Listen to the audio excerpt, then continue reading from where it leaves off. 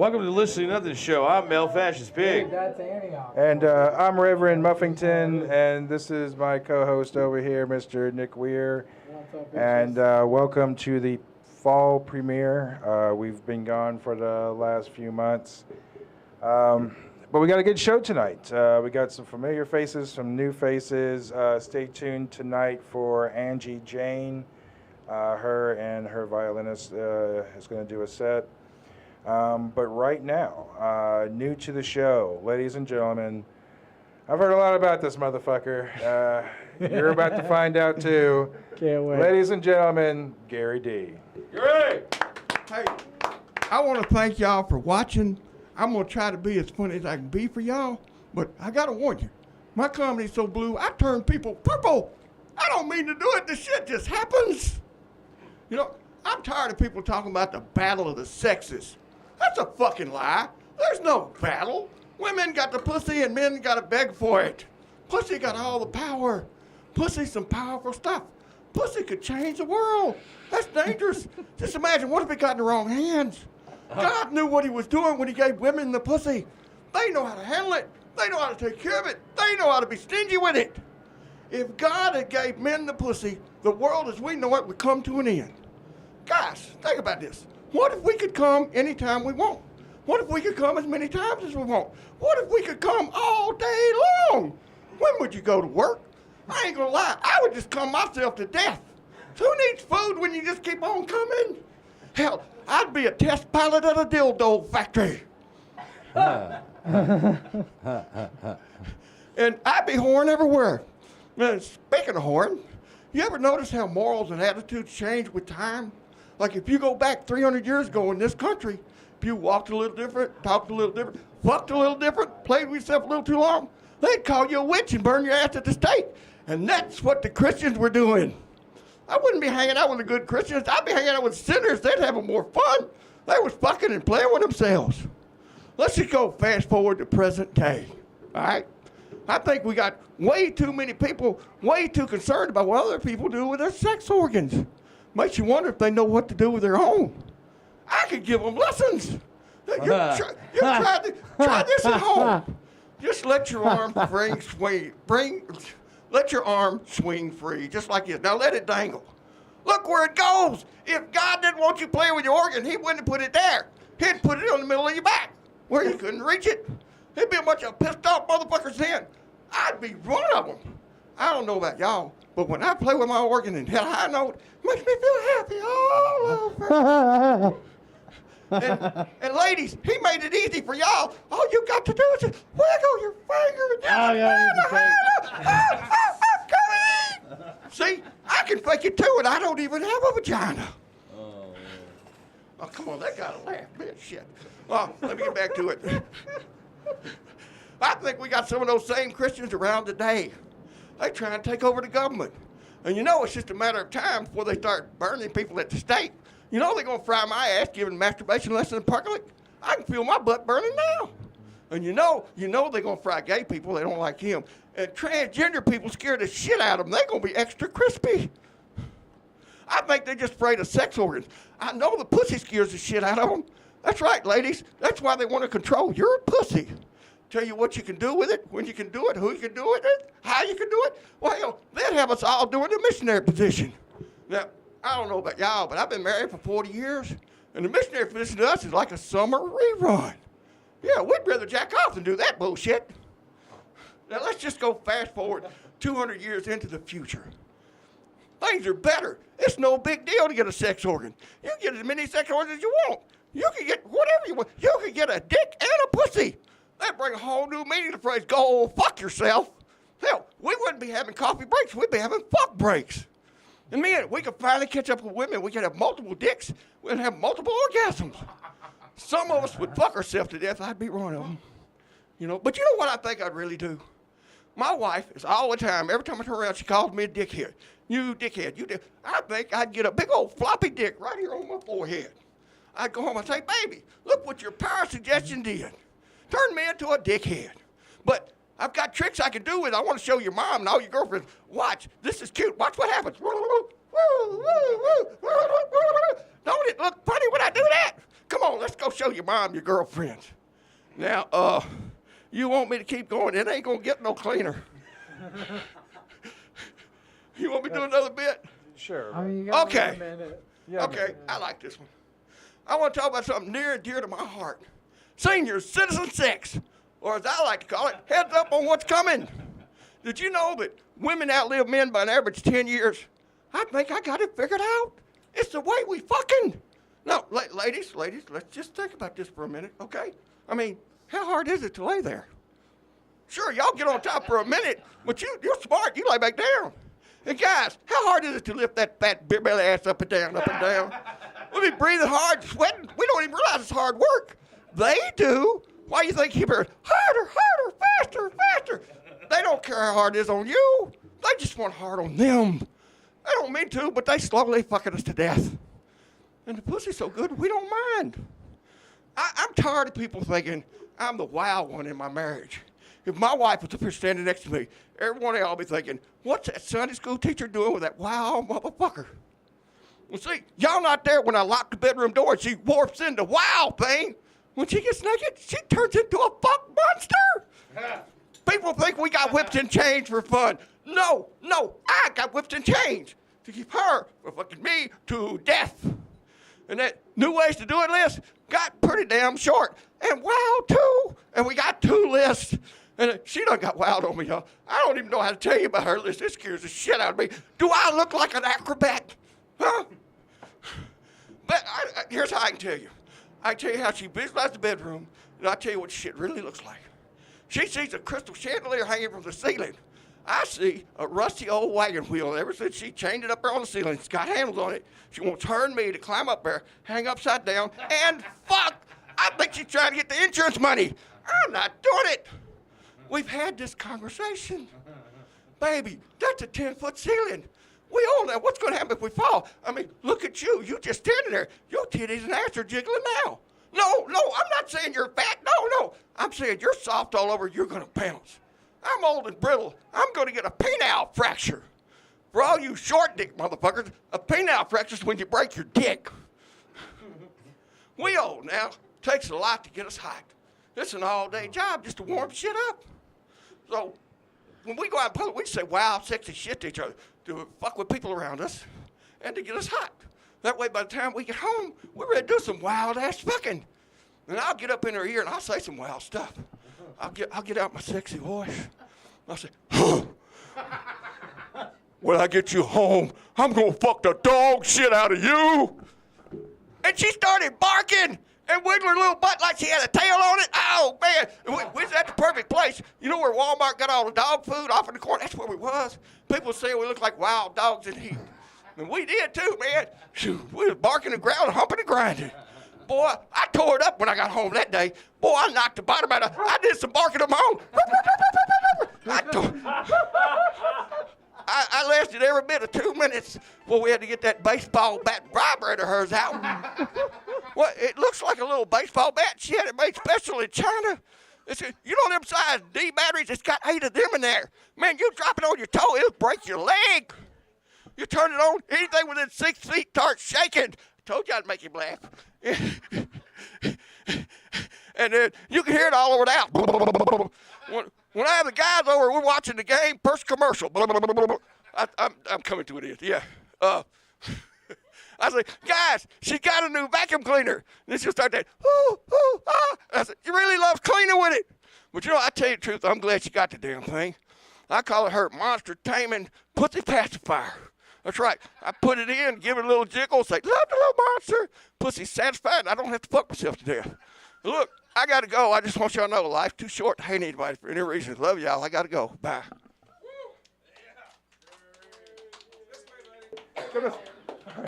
Come this way. Come this way. I can't go back to the chair. No, come this chair. No. You got an interview. Wait a minute. I don't know if I want to do this shit. This part scares me. Gary, All right. sit down. All right. Let me sit down. Y'all go ahead and help me back up. It's okay. We might- Nick is strong. I speak a lot of French. Okay. All right.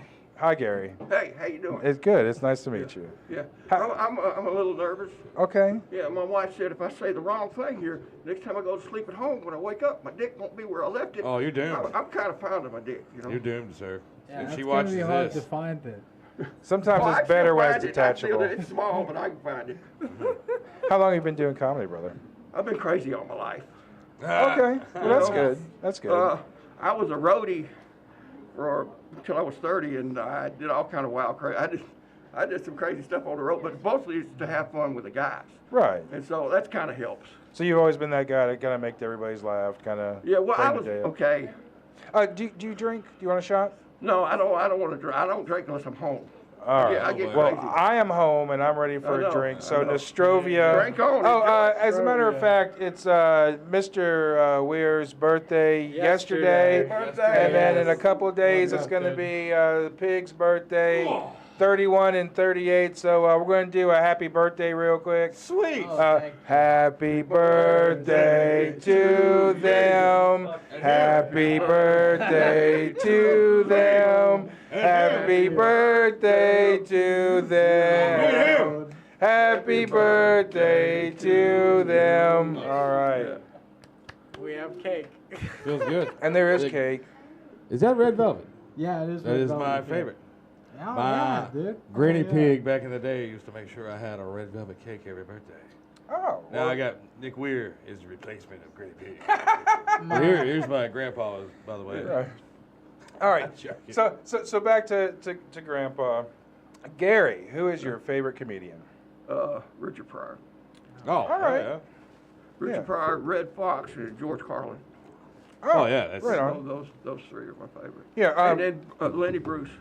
Oh, yeah. Okay. That's a good choice as well. Lenny Bruce, because Lenny Bruce gave his life so we could say motherfucker on stage.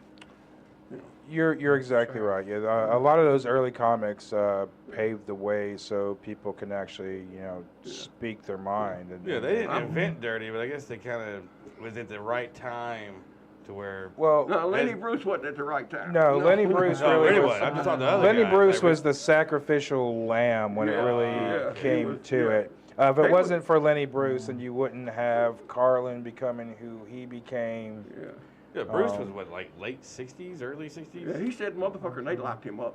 Yeah. You know. But that was also the time where they were locking up rock stars for showing their dick on stage Yeah, too. the so, door pissing on the audience. Exactly, yeah. So I mean, you wind up having bullshit, but I mean, thankfully there was people that were out there that pushed those lines. Well, yeah. What, you want everybody pissing on everybody? I'm trying to find out where they are nowadays. The what? I'm trying to find out where they are nowadays because I want to cross them. I want to tear them lines all to hell. So there really aren't any lines. You have people I know, now that that's- are like they're being canceled for anything now. So Yeah. like, Now we just throw people off cliffs. I try to, all right, I try to get really silly about current issues, and maybe people will think about things. It'd be nice. You know, that's what a lot of that Get a little- it's about. Get a little of that. Anything to get this divide out would be awesome. There's too Yeah, much divide yeah. going on. Yeah.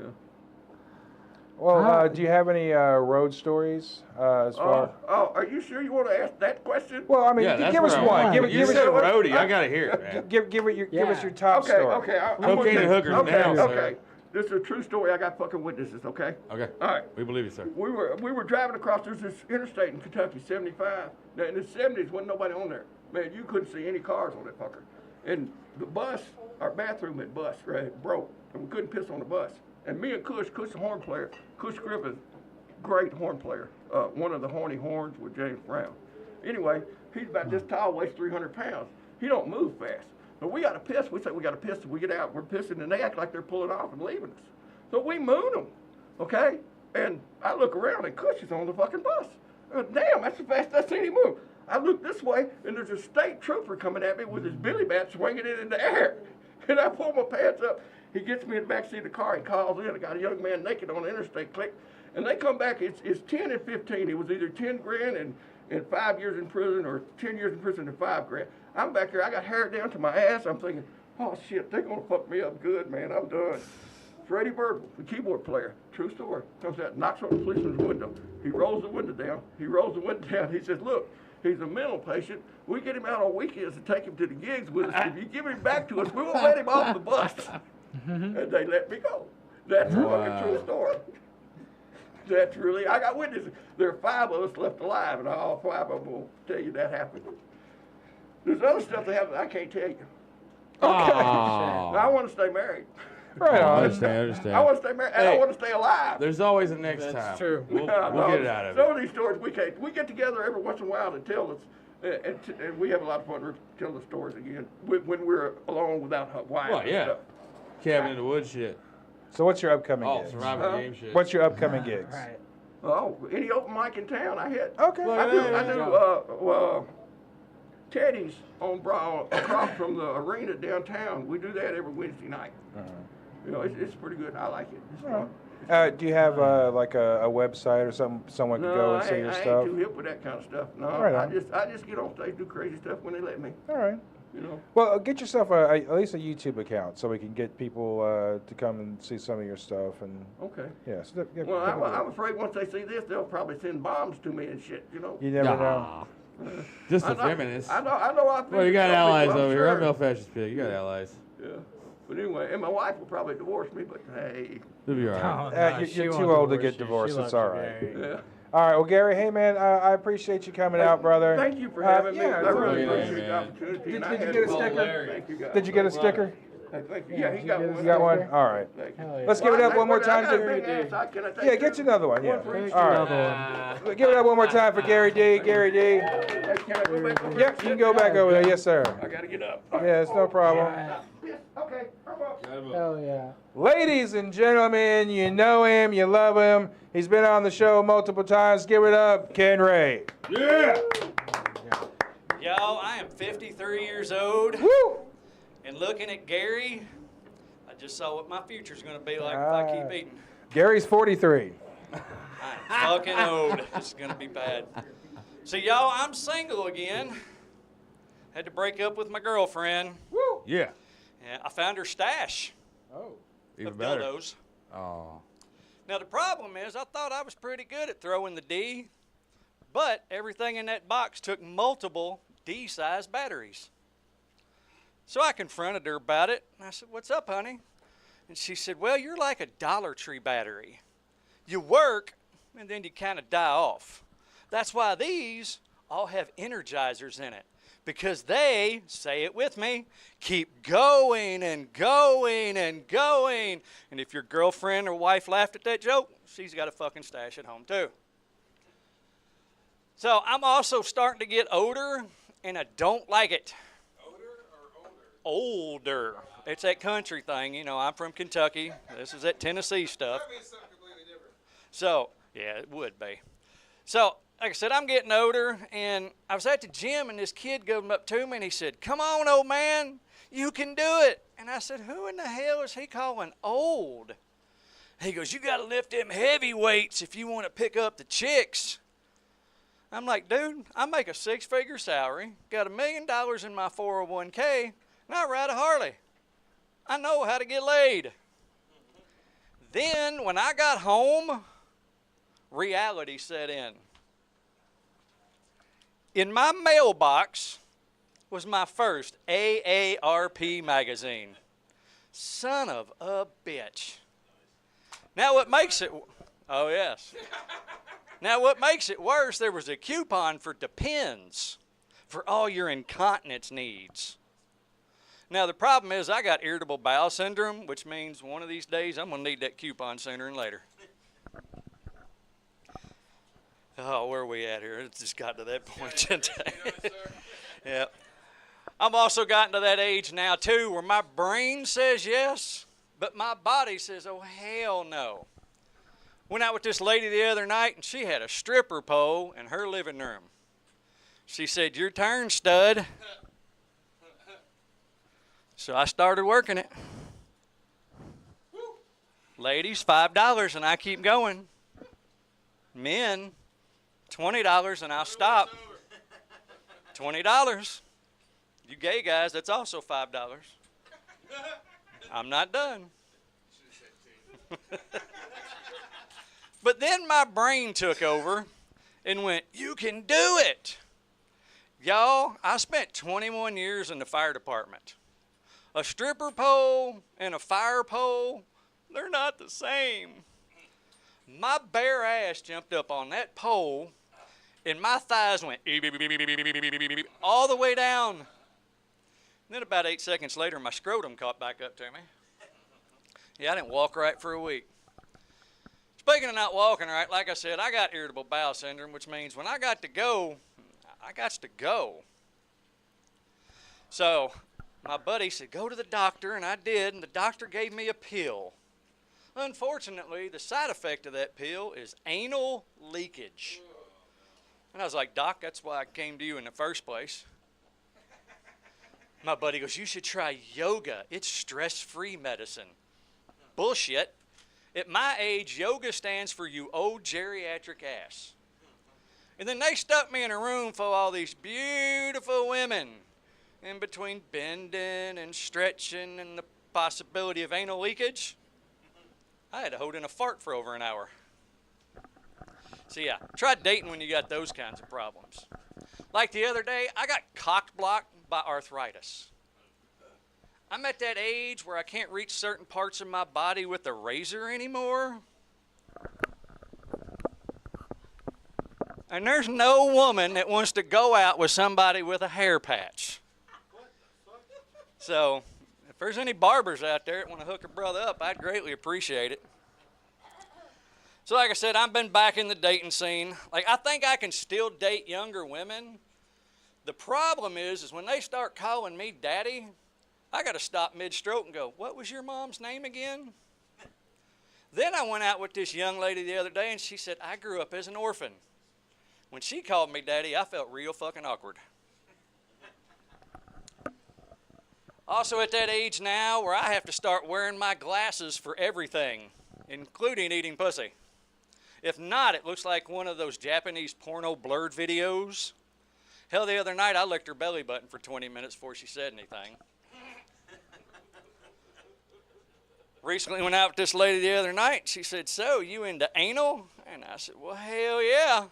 And then I got confused because she had a colostomy bag. I fucked her in both. So I'm going to leave y'all with this. Ladies, if you're looking for a sugar daddy, just know I'm a diabetic. The best I can give you is glucose grandpa. And at my age, I'm still going to date because I'll take an STD over COPD any day of the week. Y'all be good.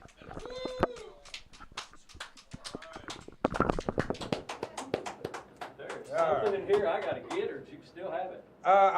Oh, yes, Yeah, definitely get that out. We got a surprise from Kentucky. Pop that open for me, would We you? have a surprise from Kentucky. There is a jar in there wherever he put it. Yeah. There you go. All right. Noodled out by All right. John There you Dollar. go, bud. Ladies and gentlemen, let's welcome Ken Ray back to the show. Oh, yeah. We're going to do a shot of this, what is it, raspberry, strawberry, This is blackberry? blackberry. One of the berries. There you go. So, from a family member. Oh, sick, dude. Yeah, I don't He know. doesn't, but Dude, I really wish I could, man. I've got a long drive. I don't know if I With can everything else going on at this table, you can take a swig of that, I promise. Sick, yeah. That's hot. A little sip. All right, a little sip. I got it. That is amazing. But also, Yeah, like I said, it's got a little heat to it. yeah. Yep. Yeah. I think you can only need to take sips anyways. Yeah. No, that's good. So, And it's delicious, man. I mean, that is like really good. yeah, Tastes like blackberries.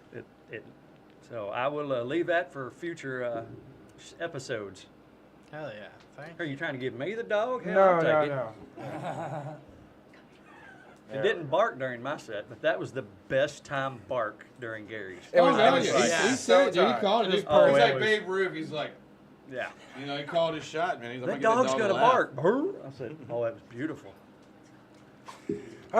So we've lingers. asked you everything. You've been on the show so many times. What is new? Is that something happened What's on going the on in road? life, bro?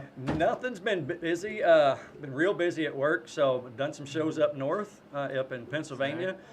They're different up north. you. Yeah? One more Amish up there. Yeah, they do not like the Catholic and the religious humor up there at all. Yeah. Did a show in Wisconsin. Now this was pretty cool. I did not do my homework prior. I was the only straight, white, old guy there. I was at a black gay college bar. Nice. Nice. And when I left there, they were calling me daddy and buying me drinks. Right We had a on. Dude, good that's Oh, probably, sure. that's Yeah, probably we the had a best good gig you ever time. had That's as a far win. as Yeah. availability Oh, for yeah. tips.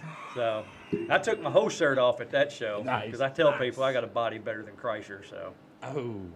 Yeah. I made That's about fair. $25 that night. It was a good time. Oh, I love it. God. That's funny. So what the hell's been going on with y'all? I ain't been around a few months. Well, we haven't been around a few Yeah, months either. We've one of the things. during the heat of the summer, we stopped doing this show just because it's just too ridiculous trying to do it in 108 Yep. degree Yeah. fucking weather. Yeah. You got to It's hot enough right now. I'm sweating right now, and it's Yeah. not that bad. Yeah, I'm we've sweating been like my doing- ex-wife in court. No, we We're doing actually our have other been doing. shows. We've kind of The brought OG. back our OG version of the show where it was just like a one-on-one conversation. That's cool. So we have those, and we would love to have you kind of sit down for one of those too. And then I don't know if anyone's been checking it out, but we have a new drinking show. I saw the drinking show. That's reminded me to bring that. Thank you, sir. We used to have drinking challenges Yes. on this Yeah, show, I and that saw somebody did like 20. Was able to handle. so that was Yeah. before. So like now we had 2 episodes in, and where Joey D, everyone knows Joey D by now. Joey D's. He won the first episode of Shot Ones. I think he did 21 shots. And then he did 14 shots on this last one and got beat. He wound up puking. But I have never seen anyone puke like a champ. I mean, Yeah. He like puked Oh, that mid-sentence guy. and finished the sentence. dude, and he was like refreshed afterward. He was like, he like cleaned his beard off. It's like, ah. And I was like, that's a tank. That's called catching your second wind, man. Yeah, just keep going. Just Yeah. Go through it. But it's been a fun thing. We've got a Spanish version of our show now called Deliciousamente Nada, headed up by Mario Zapata and that's cool. Ruben Reyes. Ruben. And it's got some good show. We got another fucking show that we shot like 3 months ago and it's still in post production, called Deliciously Kolbinski. Jones Kolbinski is doing like a one-man show where he's taking DMP and putting it in more of a Tonight Show format where there's a host and he's doing more of kind of a late-night version of our show, which is very interesting. If I get on that when I'm wearing like a 70s zoot suit style, with the bell bottoms, I got to think have the old. Everything Johnny is, Carson. is up for grabs on that show. Like, we had Daniel Hobbs as the stand-up guest, and then like everything just devolved, and it was funny, and you didn't know what was real or what was a bit, and it was just one of those things where it was just like we didn't even need to edit it. Like, it doesn't even need to be in post-production. I mean, just the way that we fucking did it was just insane. So I'm really excited to have that one finally hit the channel. Cool. But yeah, man, I think it's going to be great. We're looking for a horror host too, so if you're interested in maybe trying out for that. I may know a guy that can do that. We All call right. him Munster, so yeah. All right. Monster. That's his road name. We've got a show called The Commentary, and we used to have a horror host on that show, a guy who did like a Dracula thing. But now, if we're going to talk horror, we have to talk the world's greatest horror movie, What's that? Rocky. Rocky Horror Picture. So have you ever done Rocky in person? I used to be Rocky in high school. I ran around the Go Diaper, yes. I was Riff Raff. There you go. Yeah. Oh. So like Franklin, I think they do it every once in a while now, but they used to do it like every, I think it was like Friday night at So 12. we used to do it every Friday night at the old Vogue Theater in Louisville. So yeah, that was the So good it was really fun. Like, I never heard of it before it was introduced to me, and one of my friends was just like, "No, we gotta go do this and everything." And like, he was like, "Have you ever done it before?" I was like, "No." And so like, well, we dress up and everything, and then so he was gonna show us the movie first. We just got out of school, but then he dressed up as Frankenfurter, but didn't let us know what he was doing. Little fishnets. high Yeah, heels, exactly. it's So he good. was in the other room forever. We're all sitting in there, the fucking living room, getting stoned and everything. And all of a sudden, he's like, "Y'all ready?" We're like, "Yeah." His leg pops out with the high heels and the fishnet, and we're Warp action going yeah. on. And then like, well, he's got the song on the background, the start, and we're just sitting there looking at it. We're just like, what the fuck? It was insane. What's And, going on? Yeah, he's telling us about it, and everything, and like, we got there and like we were all in. People with the rice and the water Bread guns and and the shit. newspapers, Dude, yes. we were all in. It was like, man, I had so much fucking fun. I mean, Dude, it's a real thing, man. In my local town in Columbia, the theater, they Do they would do it have there, once too? a month at midnight. exactly. certain It's always day. a They midnight. don't You had to do be it part that of the often it in Louisville crowd. anymore. So I wish they did more. Did you do shots? Not currently, I but did used mine to. with Up that. until a couple Okay. years ago, they did do it because they tore it down. Now it's not there no more. They But it tore was- everything down. Man, it Yeah, broke it's my heart terrible. when I saw they broke down Shady Brook Mall. Well, they re-brick and mortared it, and then now there's like nothing in it. There's a company, they make more money by making a loss on it on tax write-offs. Yeah. The whole properties or whatever, Yeah. they're pretty well known for that shit. Ken, what are Chat. your upcoming gigs, sir? I'm busy at work, so I'll have a couple in Louisville in October, and other than that, I really don't know. Like I said, work right now is crazy, so I'm traveling with work. So anywhere I go, I'm going to try to get on stage. I'll find something. Yeah, So definitely make the Nice. That's best the of it. best way to do it. Yeah, exactly. But yeah, the up north comics a little bit different, so they don't understand the whole country thing, but it'll be all right. Dude, up there, it's from town to town is a whole new world. Some places, you know what I mean? You're like, Yeah. well, even where I live, town to town is a whole different world, man. It's still a small town where you're at. Yeah. Yeah. Well, cool. Well, sir, we appreciate you coming out. Enjoy your stuff. I'm going to do Thank you. another Good shot of seeing you. that for real. Ken, brother. Yep. Much Good love to seeing you. you, buddy. man. Yeah, You good bet. seeing Yeah. you, buddy. Good seeing you, kid. Hell yeah. Yeah, definitely good. Take- I'm about take to some grab cake, a whole dude. bunch of it. Just snatch it. I'm going to get drunk Take- enough to snatch it. Take some Nah, cake. fuck plates and everything. Everyone just take a handful of You Nick's need a cake. binky Yeah, or dude. one of those things. A you put binky? around. That's what All we right, do. so where are we at? Oh, ladies and gentlemen, new to the show, welcome Ryan W. Bush. Hey, what's up, everybody? First and foremost, I got to shout out the guy who roped me into all this, Nathan Jackson. When you watch this, fuck you. I thought that luring people into sketchy garages was a white guy's job. Pulled the Uno reverse on me. Now, I think the hardest part about being a trans man, for me, is that I'm not a trans man, but I absolutely look like one. And I get it. It's the boyish features, the obviously forced beard. But hear me out. This isn't the first time I've had long hair. When I was a teenager, I also had long hair, but I couldn't grow shit for facial hair. So I got confused for a fat chick a lot. Disappointed. Disappointed so many nice black guys and cheerleading coaches. I know, I would have made one hell of a power bottom. But, but, I decided, fuck that. I'm going to put Rogaine on my face, see what happens. Get up to the camera here. This is what happens. It's not great. But at least I don't get confused for a fat chick anymore. Now people just think Adele got fat again and is transitioning to Mandel. Putting a whole new spin on Hello from the Other Side. But I am cool with the LGBTQs, honestly.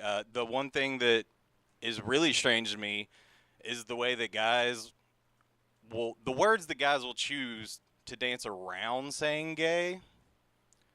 Like, that guy's a little fruity. Or, that guy's a little sweet. He's a little zesty. Like, buddy, how bad do you want this guy in your mouth? Fruity, zesty, sweet? You're describing a dessert. And I know desserts. All right. I feel like my crowd of however many are here is not feeling the dirty stuff. So let me switch it up a little bit and get a little personal. What's your favorite porn category?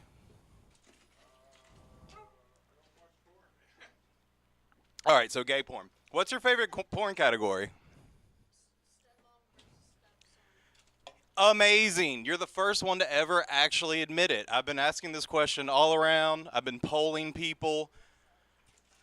I'm glad someone finally admits it, because if you go onto any porn site right now, most popular thing you're going to see, step-parent porn. Oh, it's not my favorite. I'm just really concerned about it because I live with my stepdad, and he doesn't charge me rent yet. Yeah, so I need to know if this is just like a porn trope or if this is a real thing. Because I used to deliver pizzas too. Never once did I have to deliver the extra sausage. So I was like, okay, that's a trope. That's not real. But the step-parent porn thing's got me real concerned. But, I guess I'll just do all sex stuff. We're doing all sex stuff. I have had sex before. Yeah. It's happened at least a few times. Yeah, the dog doesn't believe me, but it's okay. I'm not selling it that great. But it's happened. It's happened at least a few times. I don't like rough stuff, though. The very first girlfriend I had, she was half black, half Puerto Rican, completely out of my league. And she was an athlete. She played tennis. So she had Serena Williams arms. And one time I pissed her off in some minor way. She came over, and she didn't act pissed off at all. She acted totally chill, which I thought was a good thing. Nope. Turns out she seduced me, lured me over to my bed, straddled me, pretend that's me, pretend I'm a hot biracial woman. Yeah, you pictured it. And then she took her shirt off, all slow and sexy, looked me right in the eyes, and punched me in the face. And that's why I don't do rough stuff anymore. It's also why I switched to dating chubby white girls. Way more reaction time on their swings. All right. I'm going to end it right there.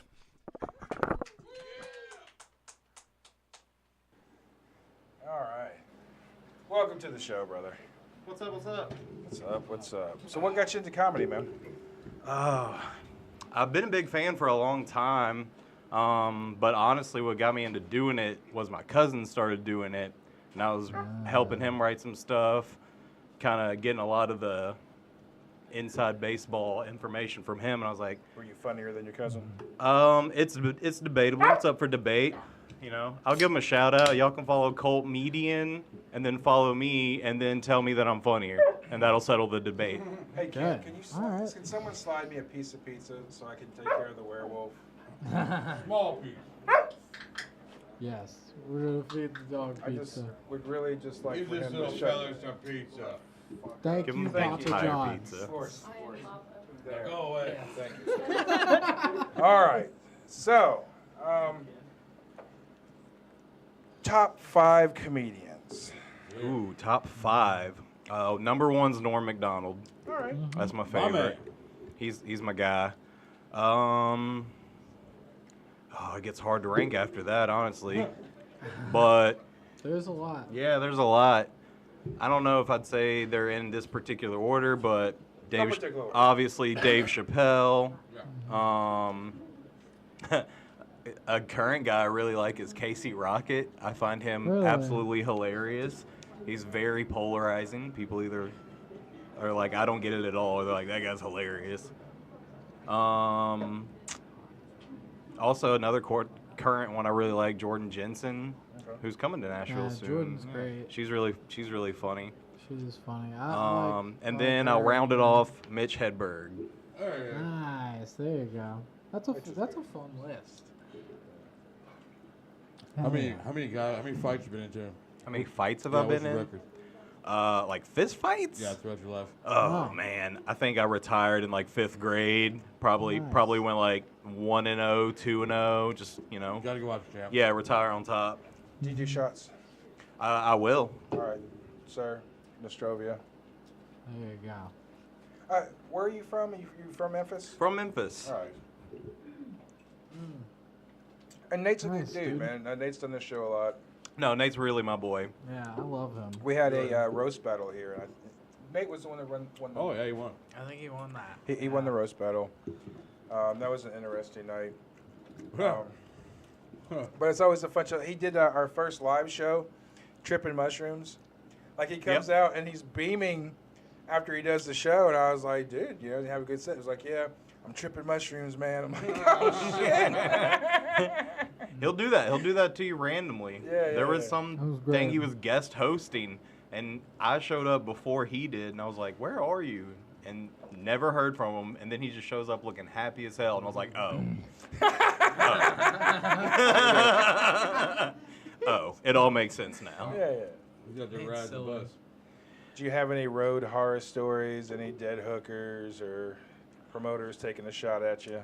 Honestly, I'm super new to the game, so Give far. it time, right? No. Okay. Yeah, one thing came to mind, but we'll just pass over that. I mean, it is a talk show, so I mean. One time, a unnamed lady decided that I had said something that was, in any other context of our conversations, a joke, but she wasn't in the right mindset to be joked with at that moment. Sure. I didn't know any better. She poked the line. Yeah, I crossed the line. And then she literally did a Kendrick Lamar diss video on me. God. Yeah, it was kind of funny. Not gonna lie, it was funny. She did a good job, huh? But it was a lot of things taken very out of context. I'm like, oh, come on now. Like, I'm fine to be slammed, but let's have a little bit of accuracy to our dragging. Jeez. But we're cool now. We're cool now. Nice. All avenged. All salvaged, I guess. All beef squashed. Yeah. I'm a real easy to get along with guy, so. She overreacted. Speaking of shows, did you go to Nate Jackson's Good Vibes Festival? Yeah, Good Vibes was super sick. John and I were both there too. We had a blast. I saw both of you there. Really? Yeah. Dude, that's rad. Actually, I think I DJ'd for one of the shows John was on. I was the guy who was randomly at a merch booth, randomly DJing, randomly doing a hell spot. I was just kind of around. Randomly there. Yeah. Nice. Right. I was like supposed to be setting up the rooms and like trying to keep them clean, and then I got to do sets and stuff. It was fun. It was fun. Yeah. Would you like to do a shot of this moonshine? No, I'm driving back to Memphis tonight. I fucking love Nate, dude. He's so great. Yeah, and that should be going down again. I believe it's happening either on or around 420 again. It's that weekend. Yeah, the 420 weekend. Oh, definitely promote your show, man. Oh, yeah, I have a show coming up October 5th. I'll be hosting it with headliner Trish Smart. Yay! Yeah, she's pretty hilarious, and she's going to do one night in Memphis with local legends Rob Love and Charlie Virgos, along with some special guests. One of y'all probably know, Hunter Burroughs. Hunter Burroughs. He will be one of the special guests. Nice. We do know Hunter. He's been on the show a couple times. 3 or 4 times. 3 or 4 times.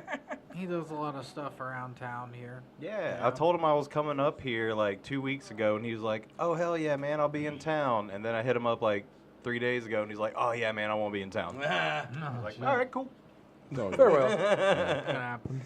Okay, so upcoming gigs that we pretty much got everything as far as. I've got first. October Yeah, 5th. Oh, 5th, okay.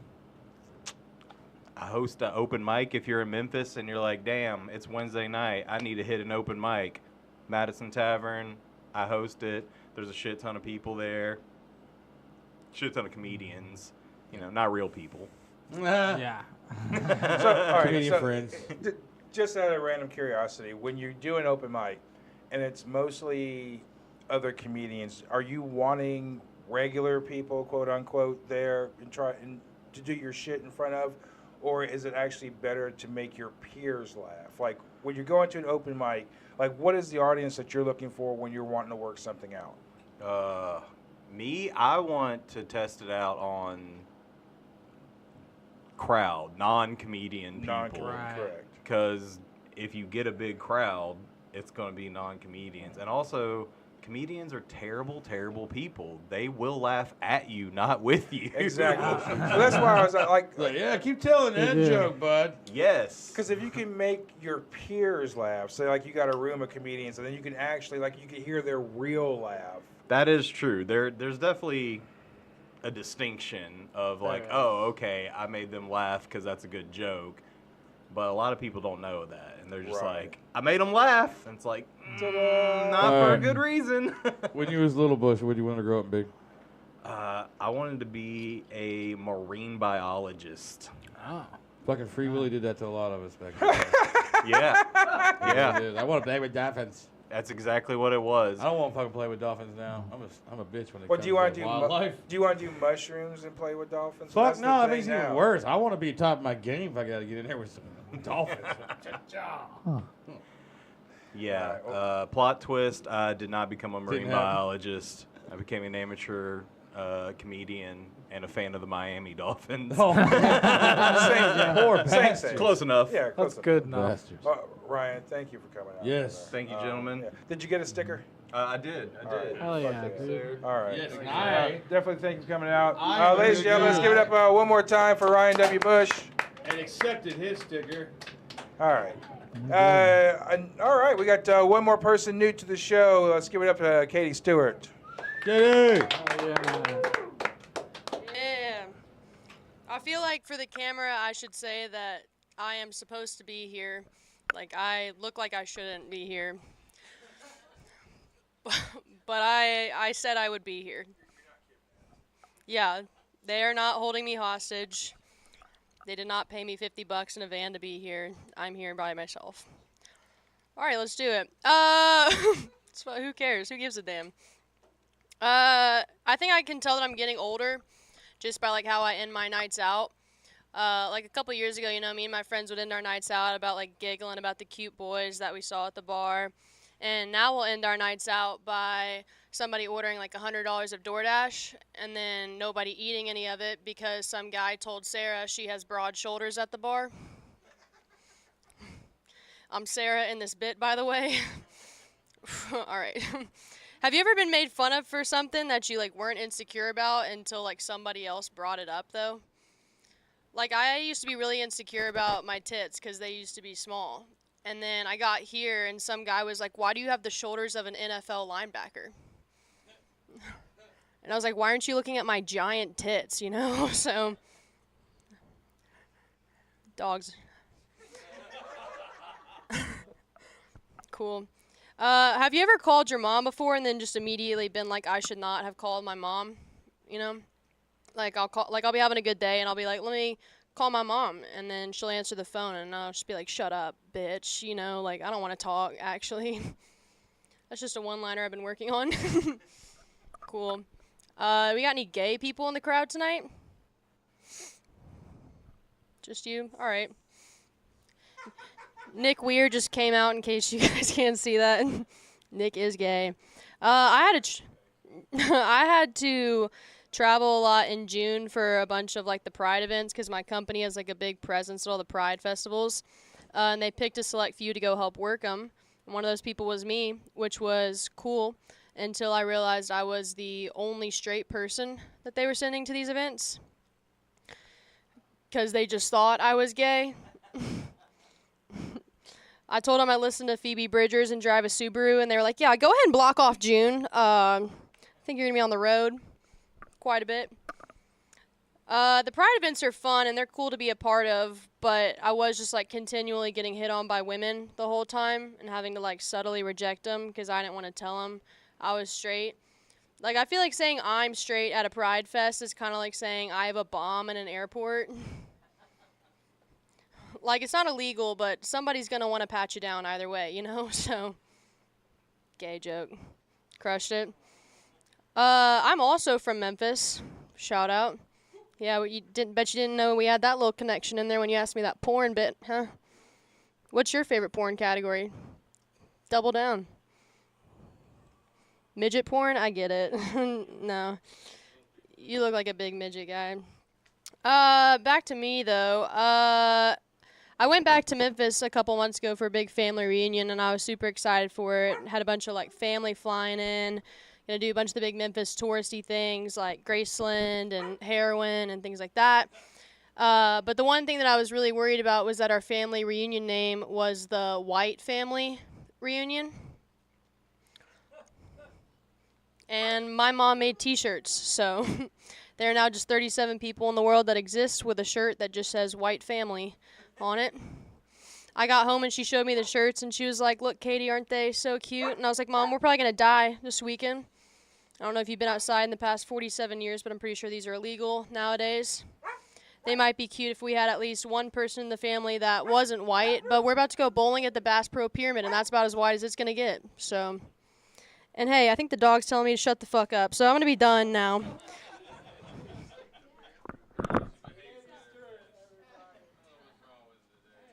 Oh, he's going night-night now. Oh, bye, Boris. There he goes. Bye, Boris. Oh, he's bringing it back. He's bringing it back. What am I going to do with him? You just got to hold him the whole Is he time, gonna sit apparently. in the table? He can't at the behave. table? Well, he wants pizza. Well, he can't just have all the pizza. He can't have have all all the He the can't pizza. get all the pizza. But he got some pizza. Katie, it is nice to meet you. Hello. Hello. Welcome to the show. What's up, dude? What's up, dude? Thanks for having me. Would you like to do a shot? This is great. Hey, I'm okay. Would you like some cake? But I'm going to do a shot. said no. I'm okay. Thank you, though. No I appreciate cake? the offer. It's very kind. That's fine. So what got you into comedy? I always just loved watching it. Like I watched a ton of stand-up stuff like on Netflix over COVID, and just was fascinated by it. And then I moved here, and I went to like open mics for like a couple weeks and just like watched. Like I probably looked like a stalker. Like I was just like Baby Reindeer, if you guys have ever seen that show. Oh, God, yeah. I literally probably looked like that lady because I was just sitting and watching, and then eventually I was like, I think I could do it. So then I just tried it, and then like the first week did very well, and just stuck with it. Yeah. I'm like that. So were you like the funny friend in the group and just decided to do it? Yeah, like my or- friends are hot, and then I do this. Like it's yeah. Okay. You know, how there's like a funny That works. friend. So you're the funny friend? Yeah, like that's why I'm in the friend group. Okay. I mean, everyone's got to have the one. It's me, Okay. and I'm okay with that. How much are you the planner of the group as well?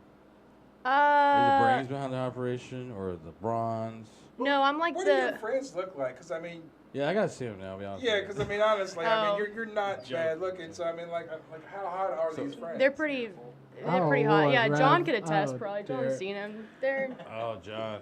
They're pretty hot. Yeah, John has to leave the room whenever my friends come in, you know, so. John's like, where's the bathroom? Get Yeah. back in the fucking closet, you goddamn Oh, foot bastard. they all make him blush. That's Hey, what it is. I mean, I blush too. They're very He attractive sweats a people. little more. I blush when I see John. Oh. Yeah. I kind of felt something going on over there. but Yeah, now we've been. I'm pretty close to verifying on that one. Boris. I'm gonna put the wolf back in. Thank Son, you. If you could please take care of the show. Yes. I know he's All lost right. his fucking mind. What'd you make? What'd you make in math your ninth grade year? 97. I'm really good at math. Nice. What's your weakest subject? Reading. Reading. Yeah. You know, Lots like of big words out there, I know. yeah, the ACT, the reading section really like I'd have like a 30 something on the math, and then like reading would be like an 18. I'd get through like the first like 10 questions, and then time would be up. It was like 45 minutes. I was Wow. terrible at it. Understood. You root for any kind of sports whatsoever, because you got a hat on. Am I into sports or did I Yeah. do sports? Like root for sports.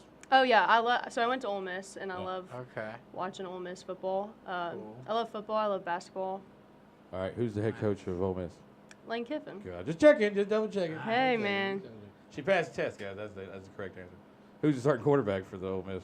Jackson Dart. Okay, she knows what she's talking about, ladies and gentlemen. yeah. She knows what she's talking about. I know what I'm don't know talking about. any We of actually that got a stuff balls at all. blackout in here right now. Like literally nobody is to talk about the balls. Oh well, Yeah. we're watching the game over there. No. Do not tell me anything about the balls. Oh okay. I've got to wait. I've got to tape it when I get home. I'm gonna sit down. Come I'm on, gonna John. have a great damn time with it. Oh my John, gosh. how you yes. doing, dog? How many people have you killed? Yeah, Nice. let's know. I asked Ronique the same thing every time. Should never tell. It's a different answer What do every you do time. on these work trips? Do On you these work- actually... Well, I mean, it just depends on where I go. Like sometimes I go to Columbus, sometimes I go to Memphis. If I go to Memphis, then yes, I kill people. Nice. Yeah. That's just what you do. Yeah, you don't want to do it Sick. in your hometown. You want to do it when you're out. Correct. And I just kill like the oldest people on the Those are the easiest ones because Yeah. nobody cares. They're like, He probably died of You know old when you age. see like an old Is person? Gary D still Gary's still here? Yeah, Gary D might want to Gary's leave getting soon. sacrificed tonight. Don't take a trip with her to Memphis. Are you gonna take him down sometime? Yeah, like if there I was. think Gary will go with you. Even after knowing she's a murderer, I think he would still go with her. It's okay, Gary. But come you on, don't Gary, have let's go. And he just said, okay. to- Nothing, Gary. But if there's a purge, you should lock your doors. You know, like. Yes, be safe, dog. Yeah, little you know, Gary's got a fucking, like, Avengers cane over there, like. I feel like Or- Gary has like some crazy like Avengers gun in his house that's like, but like a real gun. He's But probably it's got like. Civil War weapons there. Yeah. Gary's armed to the teeth. Loaded. I was Ready thinking to go. Nick, you were like genuinely worried for his safety. You're like, be safe, dog. Like I don't think anyone's joking here. Yeah. my Wait, are y'all girlfriend and I kidding? were Yeah. just watching the Purge TV show, so it's just like it's fresh in my mind. How much does that show all. suck ass? Because I saw one It's trailer not for it. fantastic. Really? Yeah. Like was you USA really only channel? see I the think it was Purge much like less in the first budget. couple of episodes, and then after that, Well, it was like it's like all all those about movies the were a after flop. effect of the Purge, the Yeah. aftermath. It was like by the first one, you're like, oh, it's just a home invasion movie. I thought it was Yeah. gonna be something cool. And then the second one's like, oh, you get to see what happens. Like, well, this sucks too. Same thing happened with Exactly. Saw, man. I like watched the first and second one, and I'm just like, all right, guys, can we do anything else? It's like, Can here's we do 11 anything else, more. guys. Yeah. Oh God. They even tried to make that last one and not call it Saw. They called it Spiral or some Oh shit. yeah, with Chris Rock. Yeah. It's fucking ridiculous. I made it about Crazy. 15 minutes, so I'm like, Yeah, fuck. All right, you can Stop. have your seat back. No. no, that's the John Dollar hour now, dude. Yeah, no, John's You've been just gonna canceled. stay here now. Oh yeah. We're fucking hanging out. We're talking about getting killed in Memphis. Did you ever do the comedy, John? Did you do any Memphis comedy, or did you just start when you came up I did one Memphis open mic, and that was enough for a lifetime. That was. here? I never want. Yeah, that. Because like Nick and I, we did the comedy, John. Yes, I and remember. that was like sketchy. That Yeah. was The comedy, yeah. Shopping mall. Like I don't think my parents would let me go, to be honest. Oh, Oh. yeah. And I'm like, I've just I'm got old good enough to where I parents. could be like, "Fuck you, mom," but like, I feel like I'd be like, "Yes, ma'am." Yeah. Like, Because I forgot who we were talking to, but it was like, they're like the comedy John right off of American Way. We're like, yeah. It's like, yeah, don't go down that road. Yeah. Like, it's not good area. if there's a street name with like a proper noun in it, you shouldn't go on it. Any president street names or like America, like you It shouldn't. gets pretty strange. Well, especially because like when I was from Montana, we didn't have any of the street names like that. It was always just Main, Broadway, and then First, Second, Third, Fourth. Oh. Just all that, or just named after like. Elm, don't forget Elm. A lot of little towns still have an Elm and Street. it's named after trees. School Elm, Street, Spruce, Quality, Pine. Street. It's almost like I playing had an Elm Monopoly. Street at Ole Miss. You know what I mean? Hill. It's creepy, really. And then I come here and someone's like, yeah, take a left on Rosa Parks. It's like, take a left on where? Yeah. No, you don't need to be taking a left on Rosa Parks. Hey, we don't talk about her anymore. Yeah. Leave her out of this. She who shall not be named. Yeah. No, don't put that. Interesting enough. Interesting enough. There you go, John. Perfect. Cheers to that. Right, yeah, Put that. cheers.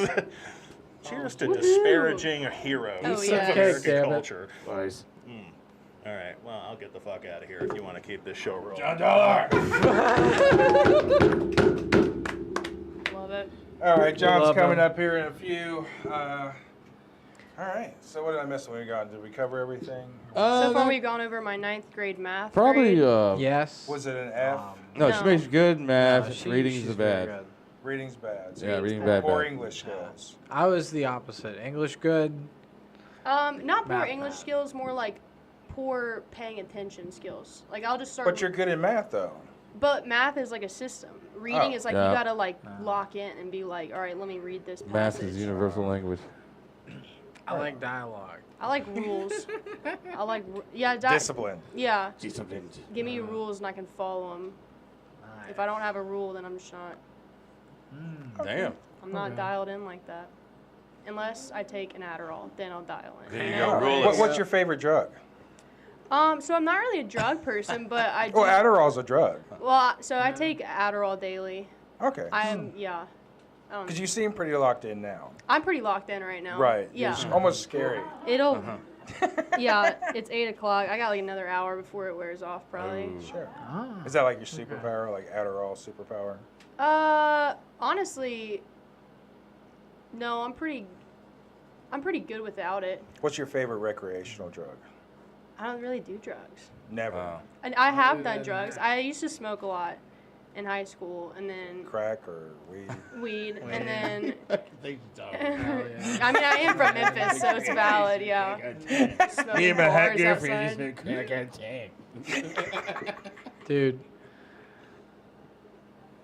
Yep. Well, it was Memphis. Nick Weir, yeah, my everybody. Hey, killing it. Birthday Salute. boy. Yeah, I'm very stoned, which is good. That's good. That's There always we a go. good You thing. just said you love dialogue. And then all you said is dude. That's it, man. He's that's a whole language right there. I zoned out, dude. What? And I'm back. I don't think Nick Not knows where this. he is right now. Yeah. It is live. I mean, It Yeah. is live. All right, next gig. I think is where we're at. all right, Okay. next gig. What do you got coming up? I'm doing a Don't Tell show in Memphis next Friday. Nice. Hell Right on. yeah. That's big. And then next Saturday there is a new show here at City Tap. That will be late. It's at like 10 o'clock. It's off at Demumbrian. It's gonna be real fun. Big room. Nice. Okay. Just being silly. That's all that matters, right? That's all that matters. Have fun. That's fucking exciting. A new show downtown. Yeah, Too. James Holiday's running it. Nice. Yeah, so it should be very gay and very cool. Yes. It should be very gay and cool. James I is think gay. so. I don't know Gay if is you- cool. Oh, I couldn't Oh, you were tell. I had looking no at me like idea. yeah. I don't know if Holiday has done this show or not. This Or is doesn't this seem what like his suit- vibe. Oh, we have He plenty would of gays. I trust think me. I could get him here. You probably could. I You think probably have to I'm buy just him so like a nice sweet. like bottle of wine or something. We've yeah, done that before. We may do that for him. I had to buy but- Tegan Stewart a bottle of wine before I get her on the show for the first time. Ah. Payment okay, required. Good point. A lot of people like Yeah. wine. I'm not a big wine We can drinker. You a bribe wine people. drinker? On occasions, I just recently got into red wine because I was like, maybe I should grow up. You know, like I've always been a Everyone's white fun wine to person, get but into. red's just I hate that it's warm. Like that pisses me off. I like cold. Okay. Like if I'm drinking something, You want it to be cold for yeah, sure. especially alcohol. Are you a Yeah. big drinker? I do enjoy drinking. Right on. That's very Vulcan. That's very Yeah, Vulcan. she's like- Well, I mean, She dog, made this sure is a she drinking can show. cancel Do you want 10 a years shot from now, of man. whiskey She's on or business. So I mean, like that's crazy though. Like that looks like it's gonna hurt. Also, I like just became unhungover like an hour ago. Oh, So like I'm like yeah, I'm just like rebooted. yeah, I just like Hair of the dog. recharged. Yeah, I wasn't doing so hot. this Oh, we morning. have cold beer in the fridge and In the fridge. cooler. You guys Cooler, can't I see the mean. fridge, but it's a cooler from 1972 that Yes. And looks it's like it's guarded been by through giant It is an Vietnam. old cooler. You gotta know the secret password to get any liquid out of it. Correct. Katie, thank you for coming out. Of course. Thanks for Yes, having me. dude. Please come back. I hope this experience Cheers. didn't put a bad taste in Of your course mouth. not. I loved Good. every second. Please have some cake or something. Or pizza. Give it up for Katie Stewart. Katie Stewart. All right. So who we got left? We got is it Mr. John Dollar, ladies and gentlemen. You know him. or actually, no. Wait a minute. there's two I'm other skipping people. over. You got Amy Gross. You got Renita. They're out of sight, out of mind. I've been looking Oh, at John jeez. Dollar all day. Ladies and gentlemen, let's welcome Amy Gross. Amy. Amy Gross. Is she coloring? She's having fun. Is she coloring? You're not wrong to assume I was coloring.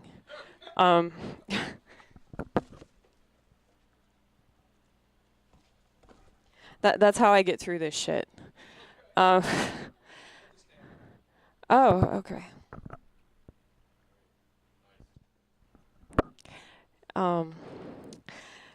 Yeah, I'm one of those like reluctantly funny. You know, like I'm funny because I have to be. You know, it's not really a choice. Yeah, and an offense mechanism as well. Yeah, I brought this little joke box, and let's see if you guys like it. So I consider myself to be a California sober. You guys know what that is. I know you do. I consider it San Francisco sober because the water bong made me gay. I'm kidding. I don't give in to that because that's sinful lifestyle. So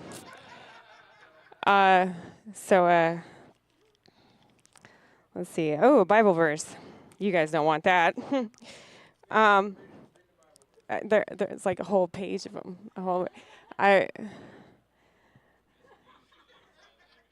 In the world ye shall have tribulation, but be of good cheer. I have overcome the world. That's from Jesus. Okay. You need to hear that, baby. You need to hear that. That's my Jew over there. Yeah, that's true. She's everybody's Jew. That's acceptable. So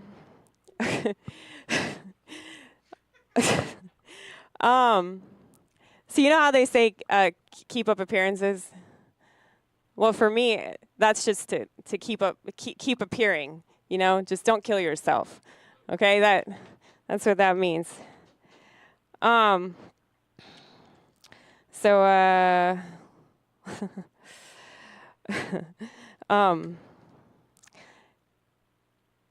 guess this is somewhat embarrassing for me to admit, but it's not embarrassing for a lot of people because everybody's a whore now. But if my private parts were a car, that car would be in the junkyard. Okay? Okay? It would. Because I'm a used up 1992 Mazda. But you'd be surprised who still wants to bang that. It's crazy. Yeah. No, it doesn't. No, it doesn't. It's a 1992 Mazda that disassociates the whole time. Okay, right? Well, I know that there's definitely a stigma with old-ass women, and they say you hit the wall, right? Well, I think I've been building that wall since 1985, you know? Way more successful than Trump. Yeah. That's true. That's true. I knew that was bullshit.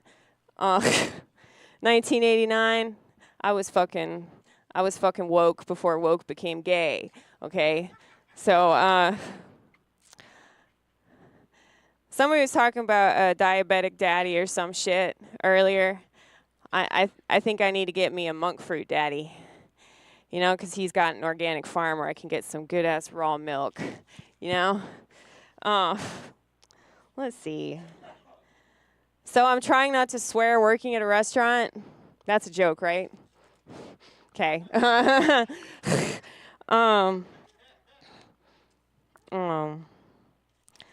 I don't have a television. Because I see myself in HD, and it's a good thing that I got saved because now I can be a fool for Christ. You know.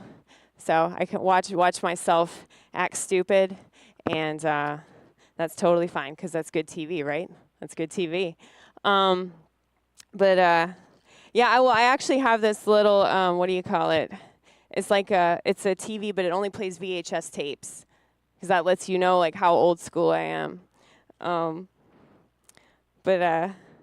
Yeah, I don't have a smartphone because if I wanted to blow my brains out, I'd just get a gun, you know. So there's a reason I don't have a gun either because I got too much self-awareness. And I could totally see myself just opening and closing the blinds. I'm like, that's not good TV, you know? So anyway, I keep telling my super religious friends that if they really want to get pregnant, they got to stop believing in God, you know? They should just become alcoholics and they'll get pregnant like super quick, you know? Just replace the Bible with a bottle of Jim Beam. You know? The more degenerate you are, the more likely you are to get pregnant. It's so fucking true. It's true. But I'm asexual though. It's yeah, right? That's how I feel about sex. But the slam of a door is like the hottest thing in the world to me, you know? The slam of a door. Yeah. You're right. I'm married to Jesus. That's like the best husband ever. Yeah, that's true. But the best way to turn me on is to go the fuck away. Okay? Get married. Let's see. Sex is like cheesecake, one bite and I'm out. And it's not even rich. It's not even rich. I'm gonna clean it up. I clean up my own mess, damn it. Okay? I'm a good woman. I know how to clean up after myself. You know how they have therapy dogs? It's fucking stupid. I want a therapy boa constrictor that I can wrap around anybody's neck that won't shut up. Okay? So this is a true story.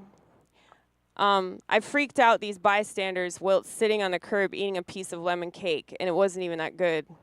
They kept looking back and staring at me. I was going to say something, but then I remembered that any explanation only seems to make it worse. That's a true story. I guess they thought I was homeless or something. I'm homeless on the inside. No. Well, I have God, though. I really do. Well, I am a comedian, so it is questionable, ain't it? Well, you know, a lot of people say they believe in God, but I swear their God's on Xanax. So that's my problem. Because I don't really like religious people too much because I don't want to associate with them because they're just so stupid and they're hypocrites. And so I try to be an example, you know? So if you have this world that's like totally secular, then that means that you have to be the best example of God. And I just don't think that, you know, setting hospitals with children on fire is the best example of God. That's just me, though. That's just me. Maybe I'm wrong. But many Christians behave like a bouncer guarding the door to the kingdom of heaven, and I'm here to tell you, you can still get in, okay? You can still get on that list, baby. Okay? So you guys like cats? No, you don't like cats? You're a dog person, right? See, I'm just an animal person. I don't know why people have to discriminate, you know? Well, I'm not going to deny that because cats don't have a conscience. Let's just say that. They can do a lot of stuff and they don't even feel bad about it. If a dog gets into the trash, they have shame. Cats have no shame. That's why they're like women. But I will say, cats don't forgive, but they always forget. That's true. They have no memory. They have no memory, which is why you can abuse them. I'm kidding. That's not a good thing. Don't do that. No. A cat does not motivate you to clean, though. That's why it's better to have a man. You know? I'm not very good at keeping somebody around. Mainly because, I don't know, I just ignore them the whole time. You know, I don't need a smartphone to ignore people. You know, I just do that shit naturally. But a lot of people give crazy cat ladies a hard time, though. But, you know, it's really dog people that are psychotic. You know it's true. Cats will eat you.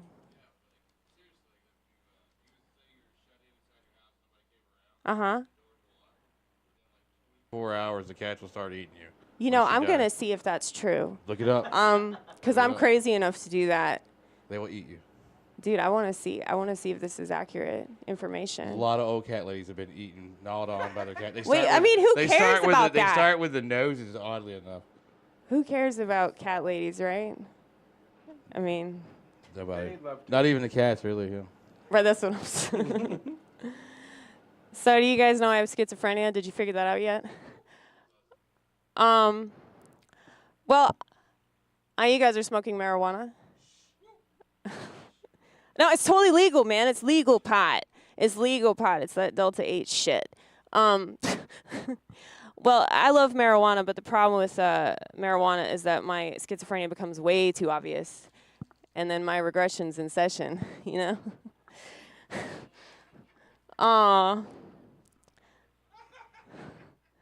Well, I'm super conspiratorial. You know, I don't need the internet's help. You know, we talked about the Berlin Wall earlier. It never fucking fell. Okay. But I'm one of those people, like, I'm like, think outside the, John Hickok, do you know who that is? John Hickok told me Amy Gross doesn't think outside the box, she thinks outside the warehouse, and that's very true. So I'm one of those motherfuckers that says, what if the world is flat and we're in a giant biodome at the same time? That's a fucking twofer, okay? But see, most people don't see Illuminati eye to Illuminati eye with me. No. We gotta produce it. I think that birth control should strongly resemble an ecstasy tablet. You know how ecstasy tablets, they have a little picture of a star or something? There should be a picture of a fetus with a line crossed through it, and instead of ecstasy, it should be called apathy. Okay.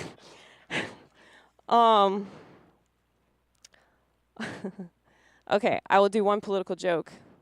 Nothing says conservative quite like tanks and missiles. And nothing says liberal quite like fucking in every possible orifice. Okay. Oh yeah, I did that one. Fuck that joke. A lot.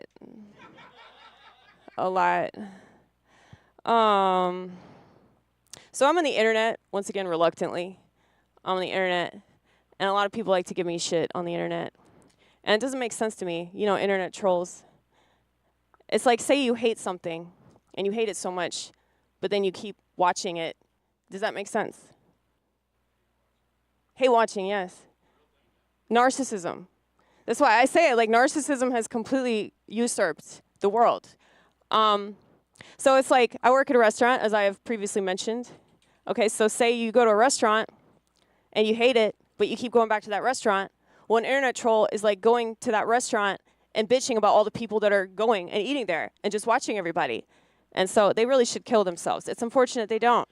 I don't know why suicide is so frowned upon. I really don't. I mean, here's the thing. We live in America, right? Right? Okay. Right. Until they completely nuke the fuck out of it. Well, you know, Americans like to kill themselves, like every single day, just a little bit. And so I don't really understand like why suicide is so frowned upon when you can just kill yourself daily, every day till you die, you know? Like that doesn't make any sense to me. Like to just do it once. Anyway. Right.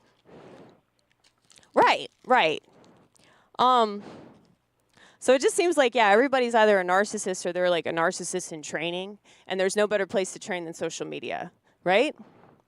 Right? It's true. Everything is a contest in America but self-awareness. That's just a true statement. That was right that she didn't laugh.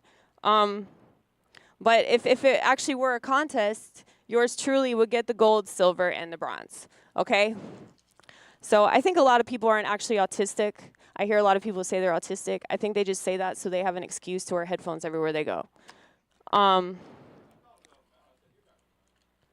Right. Well, you could just say, I'm addicted to my phone. You could just say that, because that's what it means. Also, transgender means addicted to your phone. Yeah. Yeah. Oh. So, yours truly has the inside scoop, which means I know better than to eat that fucking ice cream.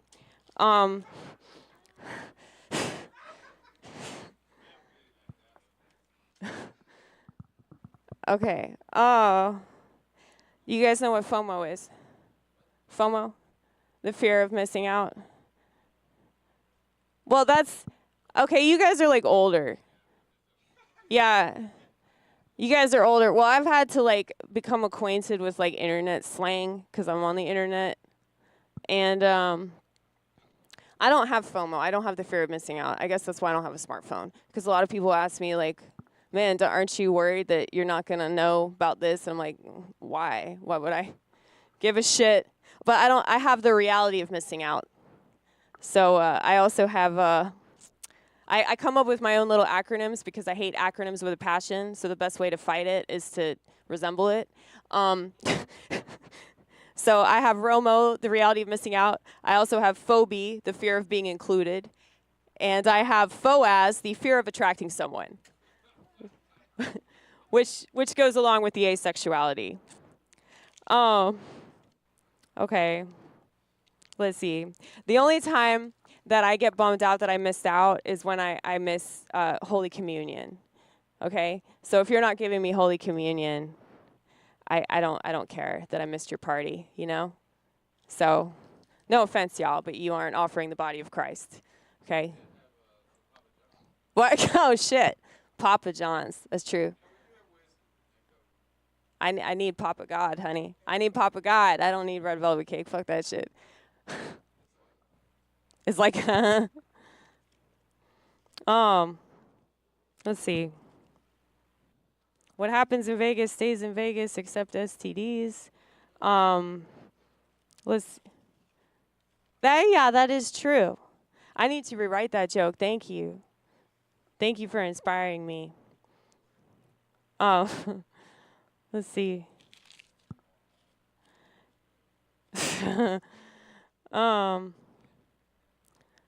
Oh, yeah.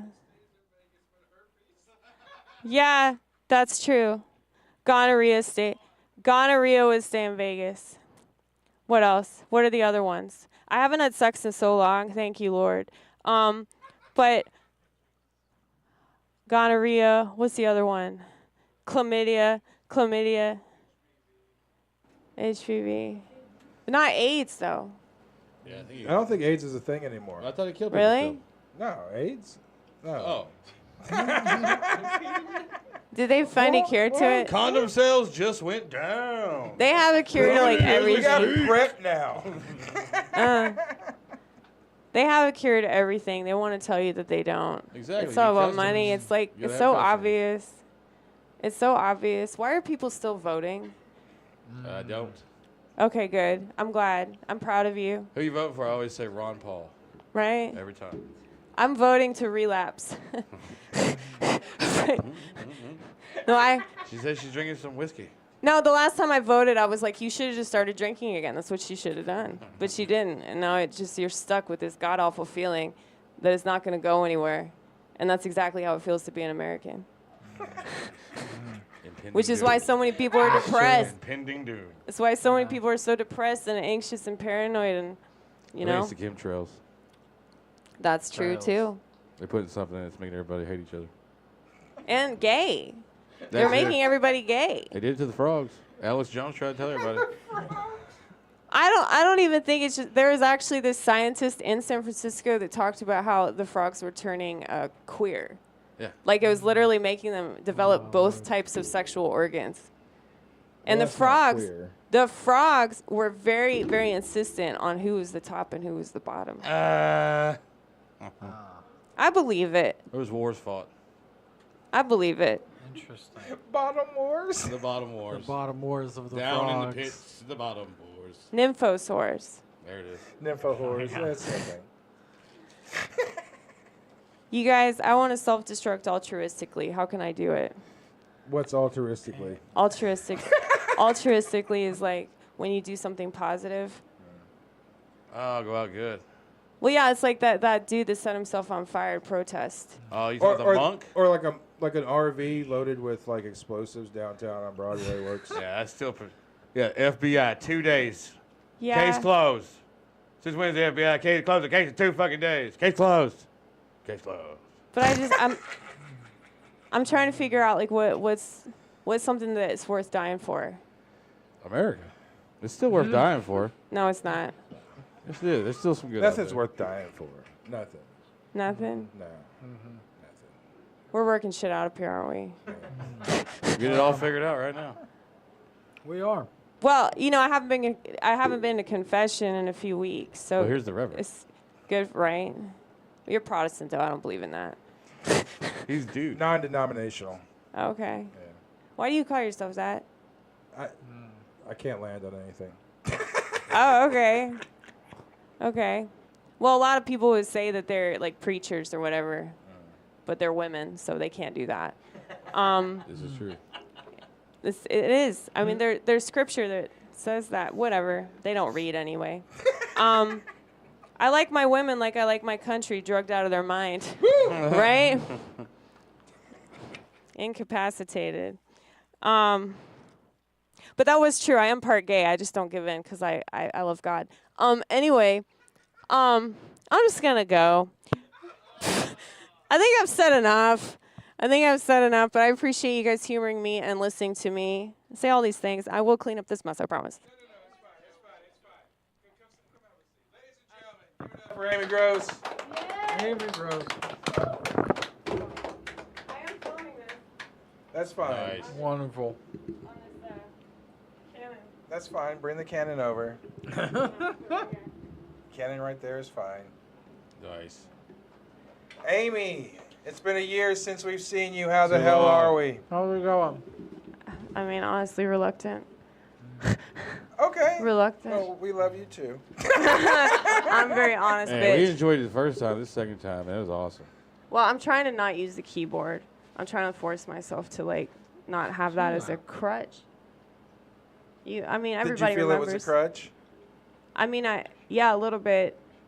Like, I usually have something to distract me, because I actually really hate stage time. Oh, yeah. Like, I absolutely hate it, because I'm not a narcissist. No matter what, I think a lot of people that do comedy are, and I think a lot of people that well, podcasts and... Oh, you're trying to sell you. Right. Like whatever you are or character. Like, I'm not fucking Mel Fatch's pig. I'm fucking Sloan Cheatham, man. But this is the character. Yeah. He's not really a reverend. I mean, like, Yeah.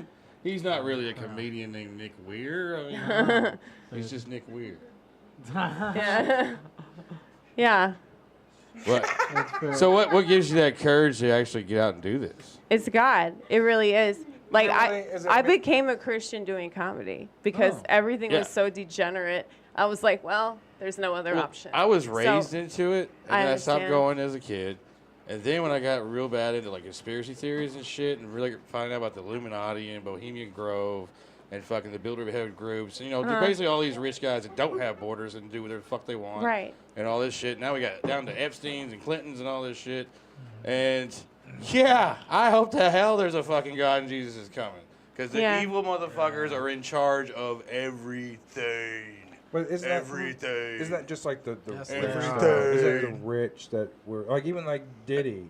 I mean, The ones you don't even know about. That's just the little ones they put out there. I'm talking about the man behind the right. curtain. But don't you think that anybody that has enough money, because the money is essentially do whatever they want. Power. They have the ability to do whatever they want, and they can pay people off to not. I mean, just look how long that Diddy was getting away with what he was getting away before it finally boiled over. If I'm not mistaken, when the R. Kelly shit went down and when the trial dates were happening, I remember some names dropping at that time. Amy, would you like a shot? And I think Diddy's name was dropped during the R. Kelly. His name was mentioned in the R. Kelly trial. So they've known about it for a whole while. Well, again, it's like you get anybody that has a certain amount of money, which they have. They do whatever the fuck they want. They're going. Supposedly he was luring in girls that didn't know what was going on and just bringing them as like fucking. Here's some sardines, guys, or whatever the fuck you're doing. I mean, I don't know. They're luring some girls, celebrities to do whatever. So in Diddy's thing, they were terrible thing. It was almost like Hugh Hefner's Playboy Mansion. Well, that's what I'm saying. You know what I mean? But Hugh Hefner wasn't forcing people. Diddy was like no, he just had forcing rooms people where they were doing IVs. He just had rooms where they had video cameras in, and then if you come to his house, he's got leverage on you. And I'm sure Diddy's probably got the same thing. I never noticed that. So there's going to be other names coming out, or basically Diddy didn't hang himself. That's a lot of memes I'm seeing going around the internet right now. Like Diddy didn't meme himself. How long have you not been drinking? We got two conversations going on. You get one. Jeez, a long time.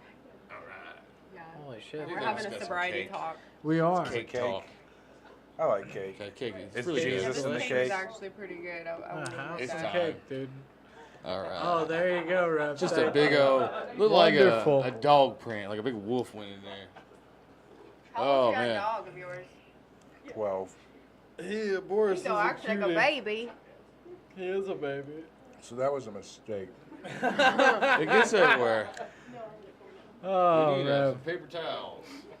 There are paper towels in here. How are y'all eating that? That's like. What do you mean? It's delicious. There's forks in here, too. Yeah, there's plates. This bag right here. You You caveman. Oh, well. Like that's like sugar on top of like that's nothing It's but wonderful. sugar. Like I feel like I'm about to have a diabetic seizure. He's going into a coma, folks. John is like, what the fuck? Where's your dog at when you need it? Let your dog look this off. I usually don't think about shit when I do it. Yeah, I just grab cake. Oh, well. His mama had a rough time. She tried real hard with that boy. Shit, my mama didn't feed us, man. That's the reason why I grabbed cake, man. You just walk by some random cake and you take a snatch out of it. So the little kid off of Road Warrior with the boomerang was loosely based off you? No, so, like, my hair looked exactly like that kid's fucking hair when I was that age. Like, that was me. Or what's the redneck shit? The mullet? A mullet. I never had a mullet, no. But my mom did take me to get my fucking hair cut once, and she asked if the person could do a Billy Idol, like they were like cut my hair to like Billy Idol, and then they were gonna bleach it. I was like, no, you're not bleaching my fucking like that. What the fuck? It's 11 o'clock in the afternoon. What the fuck is wrong with y'all? Oh. They were drunk and high. High. They were fucked up. High. Yeah, that sounds like high parents. You know? My parents were professional, like stoners, partiers. Like growing up in that household was a trip. Dude, did you have stoner parents? No, my parents are like super conservative, but not religious conservative. Like I never grew up in the church or anything. I think that's why I'm so into it now because I didn't grow up in it, and I feel like they didn't ruin you. People that grow up in it tend to be gay. I've noticed that. I mean, no, it's true. Like, the gayer somebody is, the more likely they had a super religious upbringing. Because it's like they have to prove it. They have to prove they're gay. They have to prove that they're, like, not part of that anymore. Well, like, so gay and experimenting, or gay as, like, that's their choosing both. profession? I think both. All right. And I think... I'm an altar boy and I'm straight. Yeah. There you go. Well, good for you. I know about your mom. Your mom's a stoner. What about you? Oh, yeah, dude. My dad, I remember coming in, we were kids, when it was my birthday, and probably 10th, 11th, 12th birthday, and we were camping back in the woods, and we came back in early, and here's my dad's fucking bong on the goddamn fucking his little coffee table, and he's passed out Indian style on the floor with his fucking bong and crown. We're like, Dad, what is that? He like wakes up, and he's like, oh, that's for fixing pipes. That's for plumbing. That's all you can get out. Like, Dad, wake up, you know. That's a clever one. Yeah, he was crowned on Friday nights, and you didn't want to have to watch Dances with Wolves with my dad because he'd be like just so angry at the white man.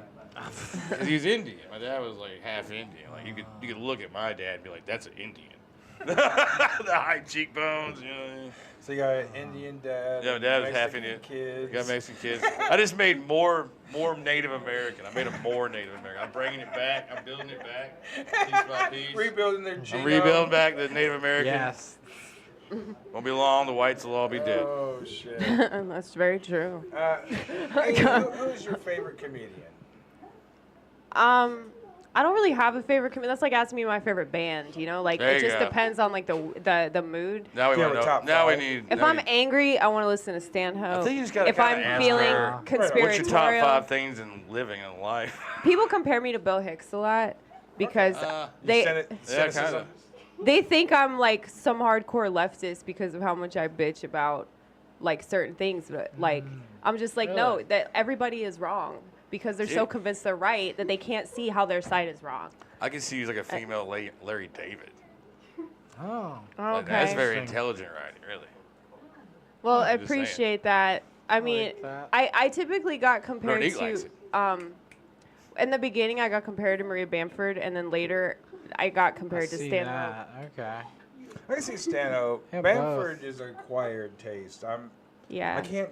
It's so acquired. I don't know who the hell this guy is. No, Maria Bamford. She's kind of she's very neurotic, and I can't do more than 5 minutes of her set. Like I can do like 5 minutes of her, but like it was she's got a wild personality on stage. She's just very neurotic. I can't deal with that for a very long period of time. It's like that's her whole what is it That's called, her persona? Yeah, it's her persona. But Yeah, she's on medication. I'm very obviously unmedicated.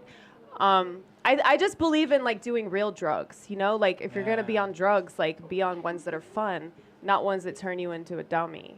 Yeah. Like Stanhope said that. They call them dummy drugs. He's like the drugs that make you boring. That's the ones that everybody's on. That kills your creativity. It does. It really does. That's and what like, they're doing to kids every nowadays. Anytime a kid acts out, they want to fucking put them on something. They try to do it to me with my kids. I'm like, where you putting them on shit? My kids are totally fine. How many kids do you have? Oh, man, I know of 3. Aww. But only one's his. Probably.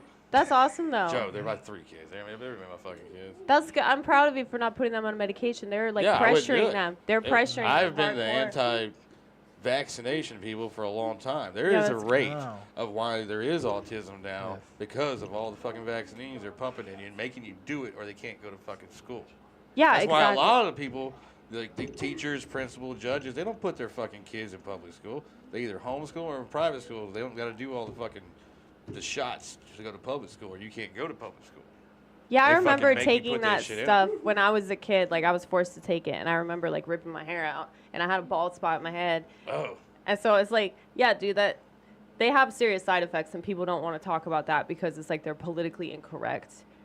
But it's like, dude, like it shouldn't be politically incorrect to give a fuck about your children or give a fuck about yourself and your health and everything and pay attention, you know? But they're teaching people not to pay attention to their experience. People having to work 2 jobs now and aren't able to take care of their kids. Well, they So took have away no idea what's going on in their kids' They lives. took because away they're the not mothers there. at home. They took that away. Mothers took mothers away from home, and I'm not saying No, that the people 70s fucking feminism bullshit. That's what I'm That saying. was funded by the Rothschilds and all the evil people that's always been using the ruse like Jane Fonda's and them who are paid to fucking actually destroy women. Let's And put it now this we way. are in where the in the 50s, a person, whoever the head of the house, I'm not assigning gender, head of the household, go out, work a job, and afford to make a living to not only have your house but a car and 2.5 kids and Go on vacation every three year. vacations, right? Yeah.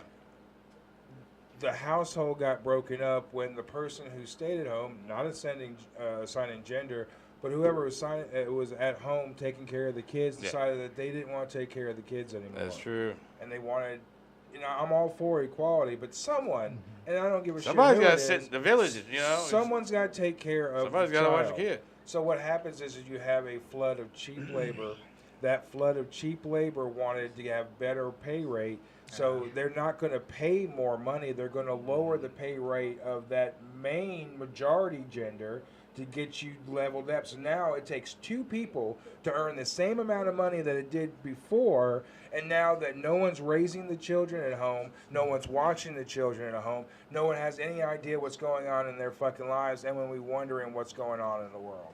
Well, it's clearly what happened after 1959. Well, that's another thing that's scaring me. Now they're getting everything where they're locking down all the schools. I feel like, what if there's just one day where they decide we'll just take all the children of the nation one day? Because all they got to do is lock that school down. You can't get in it. They could do it. This is can going to do be all a different. That gets into Hawaii and the whole fucking dues and shit. There's a lot of children that came up missing that day. Come to our Wednesday shows. Our Wednesday shows, we can actually sit down. This is Get too definitely- far. We got to get back to the funny stuff. No, I'm glad that you Funny guys stuff. got into this because of me. I feel like it was all Oh, because yeah. I'm sitting in this chair. and Yes. I inspired the You brung it out. conspiratorial You brung it out. We brought. thinking. Yeah. We Hey, needed man, to get to the We conspiracies. love having you out. Please don't let it be another year before you No, pop no. out.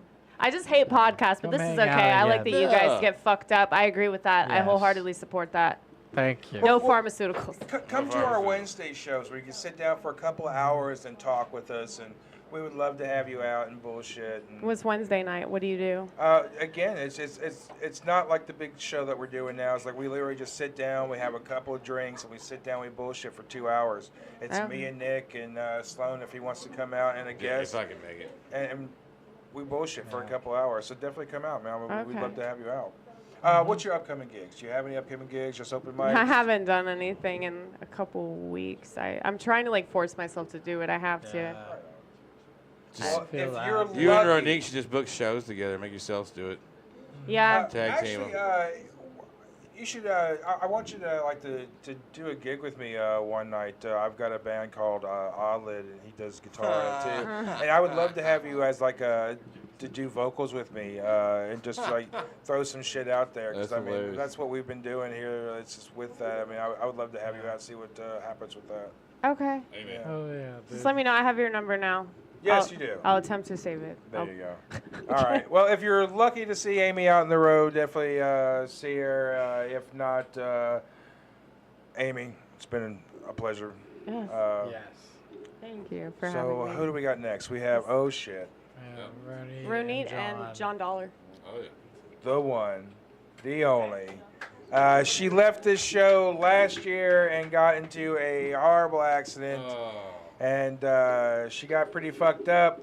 And she's here after exactly a year. Ladies and gentlemen, give it up for the one, the only, Ronit Kiha. I'm coming, okay? It's taking me time. How are you? It's so nice to... Oopsie. There she is. Oh shit. Yes, I had to I'm on the wire. Hi. What a cumbersome entrance.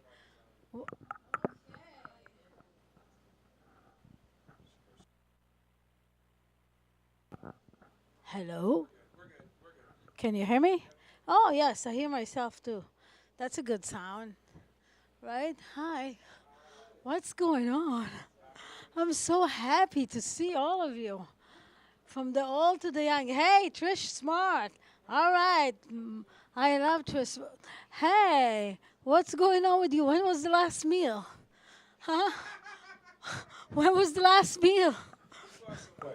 Oh my goodness. Yes, I'm coming to get that cake. Don't worry, I'm on my way. So, what's up? Yes, I've been to an accident. It's been horrible, horrible. I need a fucking goddamn job. I need a goddamn job. You know that song? I need a goddamn job. God damn it. God damn it. I need a goddamn job. So yeah, so I slowly, just recently, went back into teaching. I'm teaching little children. I'm telling them about Hebrew and Israel, and they are curious, those little rascals. The other day, yeah, they are a little rascally. No, I'm not teaching the rascals. They can't be touched. God damn, I like me a chocolate cake. I'm teaching and it's fun, and and those little kids are asking me all kinds of questions, and they're like, "Hey, why aren't you here? When did you come?" I was like, "Well, I came here right after the Gulf War. When were you born?"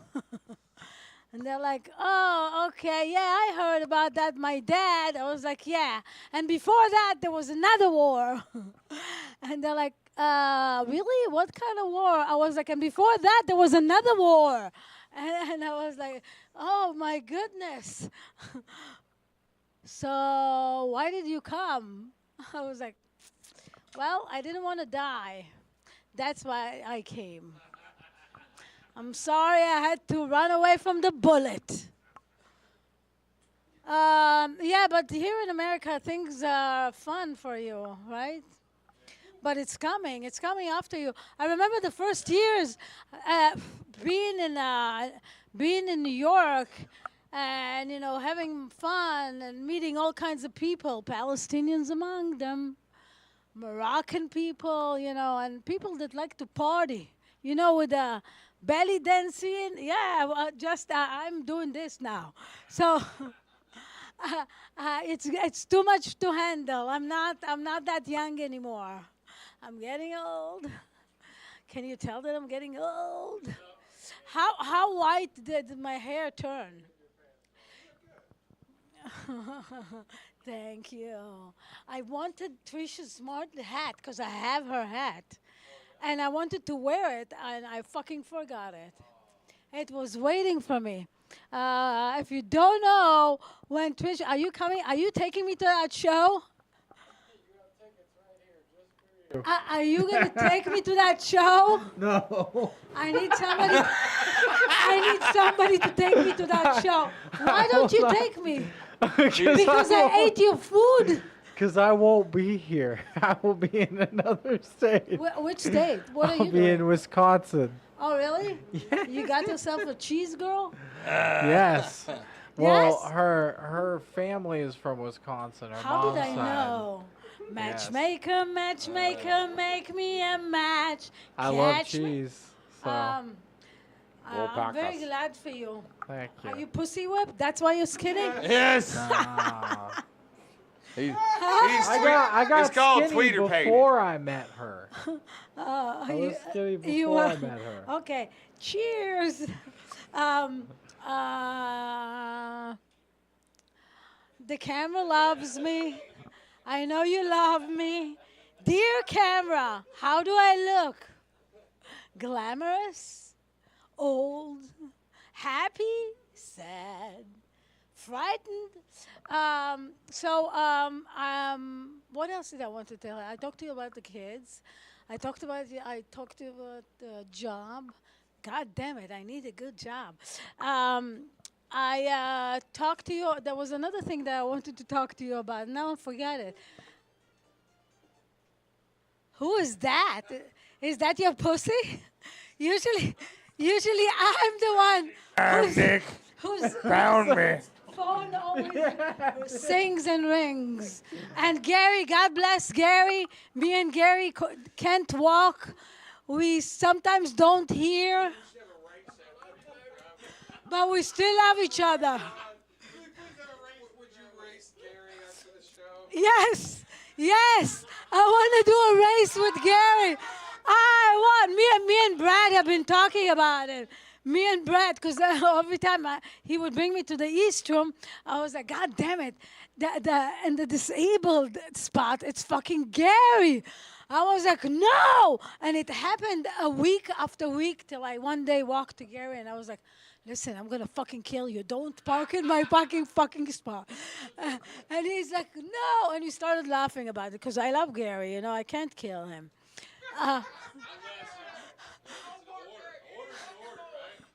He has many more years of fucking in him. So, yeah, well, you know, I love my Gary and Gary loves me. So what? Sure, I will do I really want to do a race. So I was telling Brad, what do you think? We should just go at it. And we started laughing. And he's like, yeah, you should like fight about it. You should like really fight about it. I was like, okay, it's coming. And thank you very much. So when are we doing it? No comment. Anyway.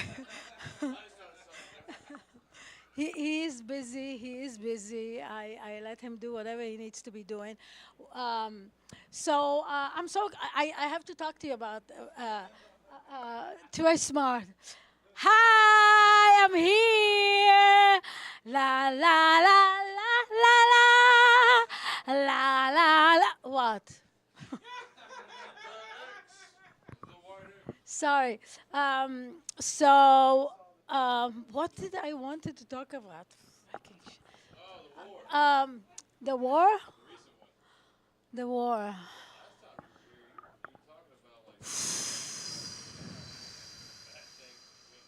I know, because I went there and I saw. Of course. Of course I know. I feel Israel. Israel is in my blood, and Jerusalem is my home. You know, in Jerusalem, you will feel better that you felt in your mother's womb. It's a holy place that everybody is trying to conquer all through history. So it's a really powerful place. And right now, it's September. It's before Rosh Hashanah. and everybody's by the west wall praying and singing and asking and crying and releasing all their fears and frustrations and everything, and really, really, really becoming one with the wall. And it's just like it's a wall. So you don't know what's going to happen unless I'm going to go there again. So I need to go there again, because only when I go, things will change. Do you hear me? Do you hear? Really, I'm serious. It's a shame that we fight with the Palestinians, but those assholes should fucking learn. But they have all kinds of ideas. They think they think they become better than us. They Allahu Akbar all day long, but we are the ones. What? Sir, you are mumbling. Can you please dictate again?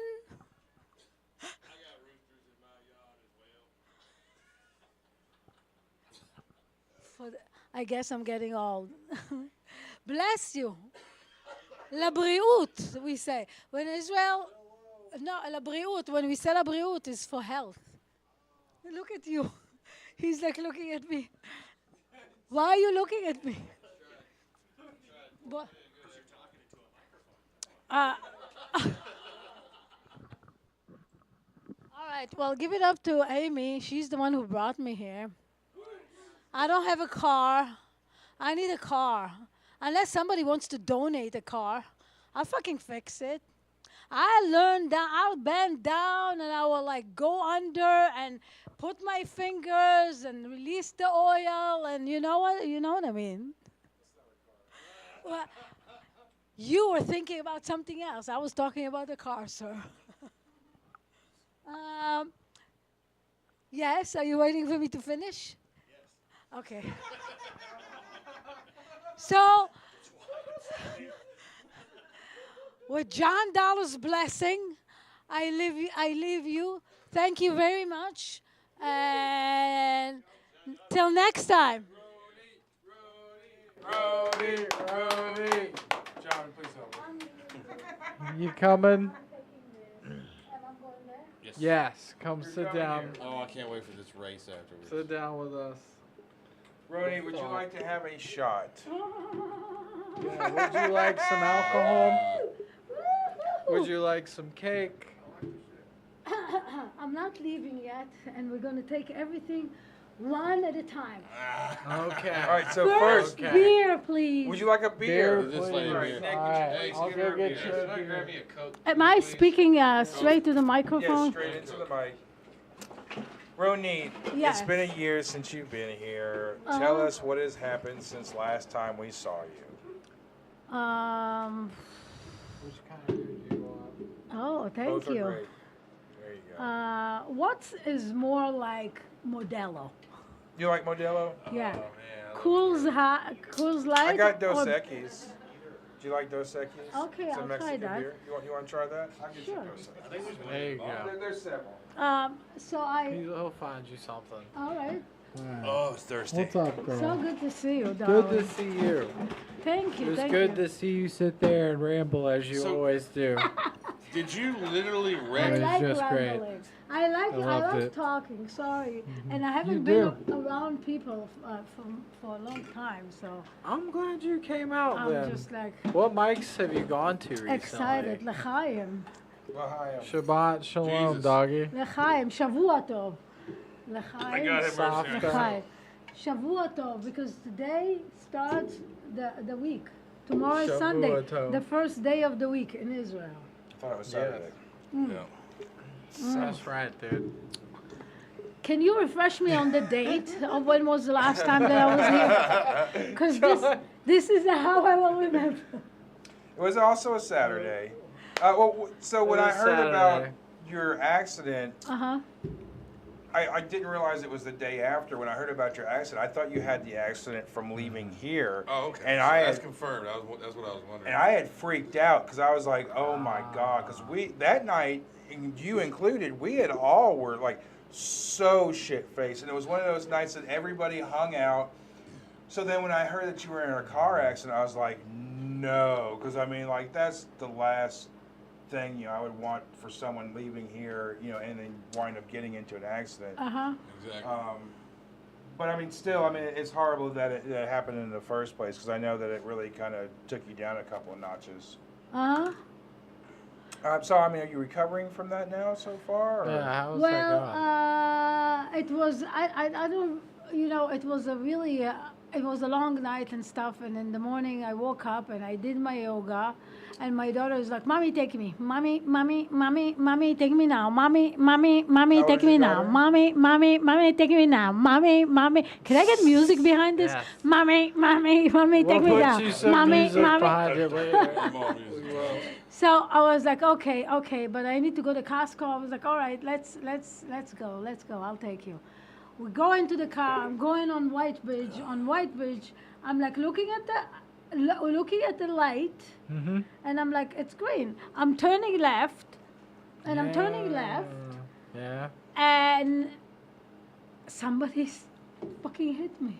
Oh and my God. they were driving like so fast, and I was like, what the hell? It seems like they were on the green light. That's what I remember thinking. And then I got hit, and I hear my daughter, ow, ow, ow, ow, ow, ow, ow, ow. I was like, you're okay. And I'm like, I'm like losing control on the wheel. And I was like, okay, we gotta breathe. I'm breathing, and I'm going on the sidewalk. I end up on the sidewalk, and I'm like, and I'm looking at her, and I was like, are you okay? She's like, ow. I was like, what happened? She's like, what did you do? And she was putting her makeup on. So I don't know if she was looking. I asked her, she said she wasn't looking. So she doesn't know if it was green. I know that it was green. But maybe, I'm not sure, I don't know. And then I'm like, I'm like, all right, I have to get up. I'm trying to I'm looking down, and I see my hand like folded.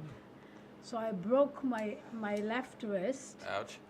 I'm like What side did it hit? my mouth. Where did the car hit you at? On the left side, where my daughter was Your daughter's sitting. side, the passenger side. Like literally like T-bone. Yes. Okay. And you landed on the sidewalk. And I landed up on the sidewalk. Jesus. And I was You're talking about like out of the car, or No, in the car? You got knocked into the sidewalk, right? Yes. Okay. And you got a broken arm. Crazy. Can I get my cake, You please? saw how you're supposed to And get then- cake, right? You just grab it. And then I was like, all What right. do you want me to get you a piece? No, Feed it to her. Feed it, Nick, feed it to her. I'm not gonna feed it to her. Nick, feed it to her. Stop. I'm not gonna feed it to So her, I was but like, all right. she'll grab her I'm piece.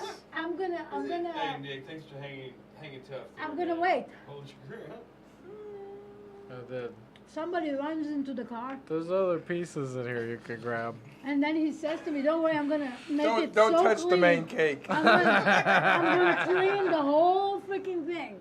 Clean it out. There you go, dog. And I was like, Oh yeah, dude. "This is like We too got messy it, to dude. deal with. I'm sorry." This is like, That's why everybody. it's like fake gave eating up. back in the Leave It Beaver days. Like,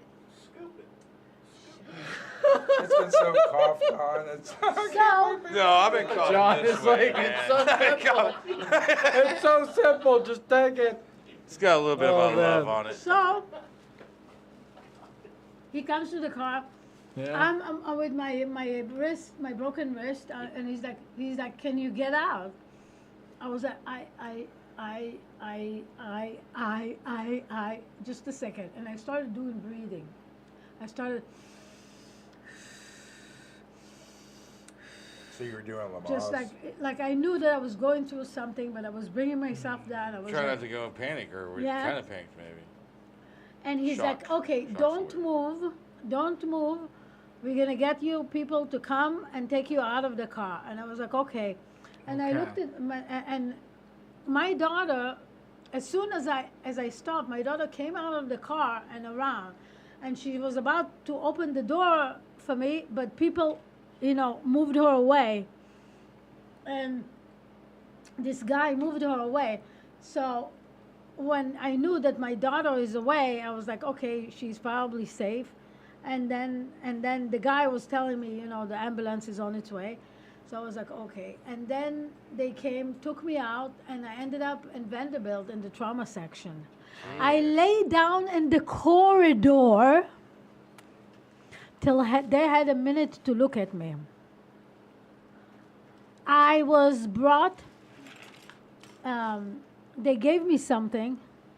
I probably fell asleep.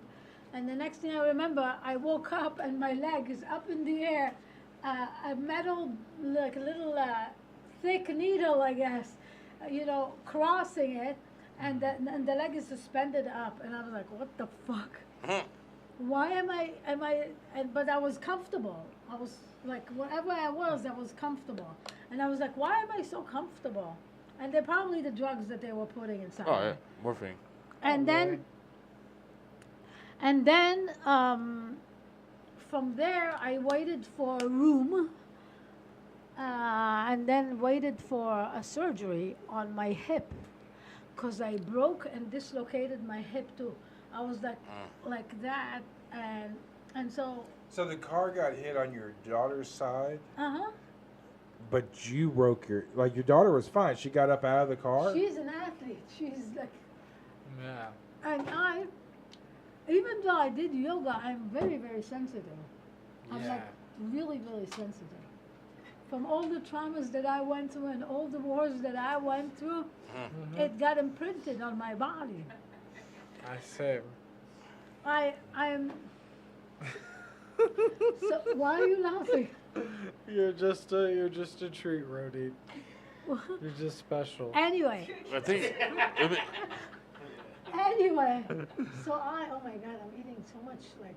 Eat the cake. There you go. It's good for you. All right, this is the part of the show where Roni's going to go ahead and tell us how many confirmed kills she has. How many people in Hamas did you take out last year? Just last year. You ain't got to tell us. You ain't got to tell us career Sweetheart, stats. I'm in intelligence. Oh, okay. I know things before they happen. Okay. So that means you're not going to tell us. That's fine. Damn it. You'll tell us next time. Maybe. Yeah. So Okay. thank you. This is a I big really curiosity of mine. I really want to know how many confirmed kills she has. She'll tell us. I appreciate you. She'll It's tell been us going on next for a time. while now. She'll tell us next time. Please. She's been banged up. She really wasn't in an accident. Before she you was over leave, there before fighting you leave Hamas. this world, I've got to know how many confirmed kills did you have? Can I have a lighter really quick? Yeah. Oh yeah. Oh, are you bogarting the joint? What? Right here. Don't bogart the joint. So I'm sure Oh, that. shit. I've got a couple. This is so sad. John, are you going to eat any of John. this cake? Because I would love to watch you eat some of this cake. Dude, there's a whole good section right here for you. I ain't called it. I'm like, this is John Dollar's cake. There's a section I want to cut out, honestly. Don't listen and to him, take John. home It's with all me. yours. No, none of it's leaving this household. It's yeah. Roni, thank you for coming out, honey. Thank It's you. good to see you. Thank Um, you. Don't make it a year Shabbat next shalom. time, and don't get in an accident on the way home, please. Please don't. No, For the love of God. I can't. Amy's All right. driving and she doesn't have kids. There you go. There's reasons for everything. Ladies and gentlemen, now, Yes. what you've been waiting for. Nick, have you been waiting for it? Of I've course. been waiting for it. Son, Always you've been ready. waiting for it? Dude, I can't wait to talk to this new author over here. Oh. Well then, let's have it, ladies and gentlemen, John motherfucking Dollar. Jesus, first I feel like I have to sit down for this one because this feels like a classic Deliciously Nothing episode. Like, this feels like the first time I was ever booked on this one. Like, it was the first show I was ever booked on in Nashville, and I remember showing up being like, dude, I got my name on a flyer. It's going to be awesome. And then I show up, it's like, whoa. What is going on? I told my parents to be like, hey, it's live streaming too. It's the show that's gonna be live streaming. I remember I got a text from my mom because it like I think it was I remember it was Modern Primate, a heavy metal band that was playing. We were just like, it was when the configuration of the room was different, so we were all just like standing in a corner. And my mom apparently like found the YouTube live feed, and I got a text from her. She's like, "Are you safe?" Are you all right? By the way, when you put Ronit up, after, like, during the interview, you told her, it's like, I thought the crash happened, you know, when we were all doing that show immediately after. Like, we all got super hammered. I thought that was when that crash happened. So you just immediately admitted to when you brought Ronit up on stage, like, the last time she was here, she got fucking hammered and wrecked her car. Let's hear it for Ronit. Let's give it up for I had like material prepared. I didn't even fucking. I can't even remember. It's been like such a dude. The fact that Katie Stewart was here, like a fish out of water type of scenario. She's just this young, sweet little lady, and everyone's just sitting there, just getting drunk, like fucking fisting cake. It's just a bottle of bourbon. Everyone's just chiefing dingers. When I saw her on the lineup, I was like, I might need to stay close just to make sure everything's kosher, Ronit. Oh, yeah. She's in the shadows waiting for Hamas. Oh, Gary's still here, too. He's also waiting for Hamas. But not to kill them. He's being like, it's like, you won't get old, so let me tell you about old people fucking. The first time I did the show, too, I don't know if you remember Braden Benton? That dude, it was like, I hope he's okay. I don't know if he is. Braden, if you're out there, I love you, buddy. Yeah, he found a better life than pursuing comedy. But it was the first show I'd ever been. And apparently, the last booked one, Braden panicked and ran off. So when he got called up, there was nobody up there. So the first time I ever did this, I was standing next to Braden, and you, Rev, came out, and you're just like, all right, Braden, you'll be going fourth. You gonna actually do it this time? And I was like, what happened? That feels like there's a follow-up to that fucking question. I love Braden. One of my most memorable moments was when I first moved down here, and Braden Benton and we went to Zany's Nashville to go see Nick Mullen. It was when he was working out his first special. It was a fucking great show. And Shane Bianchi and Chance Willie were the host and feature for that. That's a real weird flashback for that. But I was sitting there with Braden, and they put us at a table, and a gorgeous couple come and sits across from us. And we were starting to talking to them. They were like in their late 20s, early 30s. And they were just being like, yeah, we were just in Nashville for a few nights, and this is just kind of like our weird night. We didn't know what to do, so we found the show, and we were telling them, like, oh, Nick is very fucking funny. It's going to be a great show. And so we were telling them, at one point in the conversation, we're like, yeah, you know, we're comics here, too. It was like, it's weird to say it. We were like 4 or 5 months in, but it was like, yeah, we're comedians in Nashville. It's like, they don't know any better. They don't even live in this town. But, so Braden's telling us, like, yeah, we're comics. And then the couple are like, oh, so, you know, what got you into comedy? Now, mind you, this is, like, very young, good-looking people in, like, nice, very pressed clothing. So they're asking, it's like, so what got you into comedy? Do you love it or something? And Braden goes, oh, you mean, like, horrible trauma? Mind you, he said that over a bucket of beers he just received. Like, they give you a bucket of beers at that club, so they hand it down. It's like, oh, you mean trauma? It's like, no, that's not what they're asking for, Braden. That's like something that Nick would say, like, out of context. Like, he would say some shit. Like, we'd be sitting there just, like, talking to people. And, like, you would come up and just be like, dude, have you ever, like, what? You'd be like, have you ever gone hiking up here? And people are like, no. There's no hiking trails here. There's nothing to do here. All right, well, I didn't really have. You know, I'll try out a quick minute or two. I mean, Ronit and Amy did like a Netflix special. So I got to keep it short. And I was like, I watched a whole quarter of the Tennessee game during Ronit's set. You don't want to hear the score? They're doing good. They're doing good. Really good. All right, well, I'm trying really hard not to become a drunk, which, by the way, cheers. When I was younger, like 18 or 19, even before, like when I was like in high school or something, getting drunk was like something to be excited about. Like you'd look forward to the whole week, and you're like, fuck yeah, man, this is going to be awesome. We're going to go out, our buddy's going to have a bonfire, we're just going to get hammered over there, smoke like the shittiest, cheapest weed we could find. Yeah, it was just like, it was an experience. And now, at like the ripe age of 28, it's like, oh, just don't make it weird. Like now, just getting hammered is like, don't make this a problem in your life. Don't bring up Bigfoot. Like, I know this whole house party wants to hear about it. You think. Don't bring up how the Unabomber made some good points. And don't talk about the lizard people that live in the hollow moon. It used to be like you were just sitting around a bonfire and be like, she's got nice tits, and you fucking vomit and pass out. Now it's like, I could ruin my career. I could just destroy it instantly. But it's like, I realize it's like, everybody's gone through this situation where you've gotten too fucked up. You wake up the next morning and you look through your phone. It's like, who do I need to apologize to? Immediately. Which relationship have I irreparably damaged with the message that I thought in the moment made sense and was perfect? But now it's a problem in my life. But I've realized all my drunk texts are way more supportive than I am when I'm sober. All my drunk texts that I send to people, it's like, I know nobody's told you this in a while, but you're a fucking great man. And all the things that if you just set your mind to it, I'll help you. Anything you need, buddy. You're going to be the fucking best. And I wake up and it's like, well, I can't stop drinking, even though I should, because I'll lose all my friends. All right, well, we'll work on that.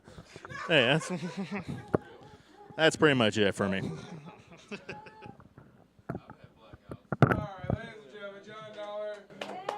All right. Good to have you back, buddy. That's okay. Fuck it, I'll just hold it. Tighten it. It's all right. Tighten down the hall. We'll get it down. Don't worry. It's a very cheap podcast. Yeah, just tearing the whole place down. Man, I paid good money for this shit back in the day. Do you want me to cut you a piece of cake? I want one.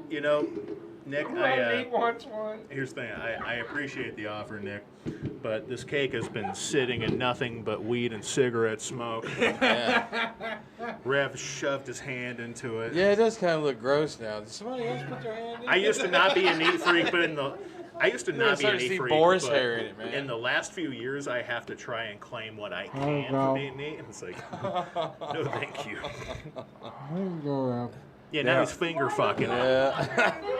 I really do want to stick my dick in it now. No, not live. And not only that, Ronit was like just stabbing at it. Like, why can't I get a fucking piece of this? It's like, scoop it. Just scoop it. Can I have a piece on the plate, please?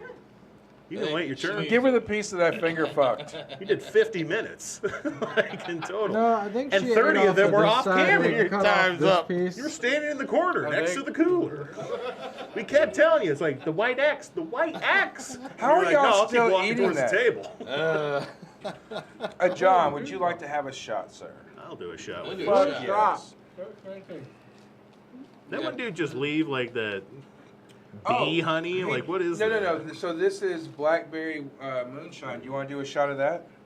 Yeah, I'll give it a shot. Dude, it's stout. Yeah, we got it from Ken Ray from Louisville. Shout out to Ken. No, we're going to do man We're gonna get shots. We're doing man shots. This is John Dollar. I don't get to see him too often. He's a drinker. That's true. Careful, John. Hold on, wait. Let me get me a shot. It's Doing lightning. shows, doggy. It does have a burn in the back of the lately. It's been busy. Hell yeah.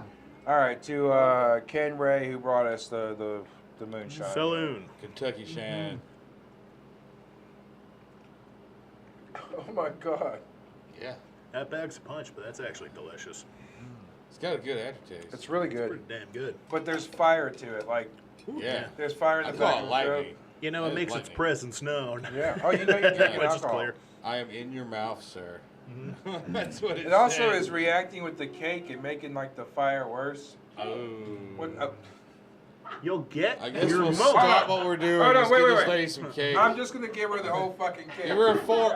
Yeah, just Give her the fucking. cake. Jack, would you pass the cake over to her, please? Go ahead, enjoy the finger-fucked, smoke-filled cake. Have your finger fuck cake. Could someone over there please videotape her eating the cake? I don't care if I have to blow up a children's hospital to get it. I want that fucking cake. See, we could have negotiated and got confirmed kill count. Like denying her cake? Yeah, give it back. This is what we did the first time I was on this show, too. I was like 3 months in, and you're like, do you know how many people Ronit's killed? It's like, I've met her. It's been going on a while, man. It's like, I've met her twice, and it's definitely more than 0. We'll find out one day. There's at least a couple We of don't know, ex-husbands. There's no way. I think she's They're one gonna of those. show up at her door. I bet she used to be beautiful, and she's one of the that would seduce like powerful politicians, and then make it look like an accident, or they Dude, just like, had a heart attack. have you seen It's kind of like an Israeli A Red seductress, Sparrow. You know what I mean? Yeah. Whatever. Have you seen a picture of Ronit in her 20s? Holy fucking shit, man. She's a fucking knockout, man. I was like, holy shit. Do you have it saved on your phone? You were I reaching don't for your know. phone, being like, "It's my lock screen." No, she had posted it on her site. And like the hair is still the same and everything, but Jesus, Lord. Oh my God. Or Abraham, Moses. Who's the Jewish figures? I don't know. Abraham and Moses. Is that it? All right. Sounds about right. I remember just last night. I actually said no to a show because I was going to go hang out with my 2 friends. They're a married couple. They're like some of my best fucking friends. I know them outside of. I've known them before I even moved out here.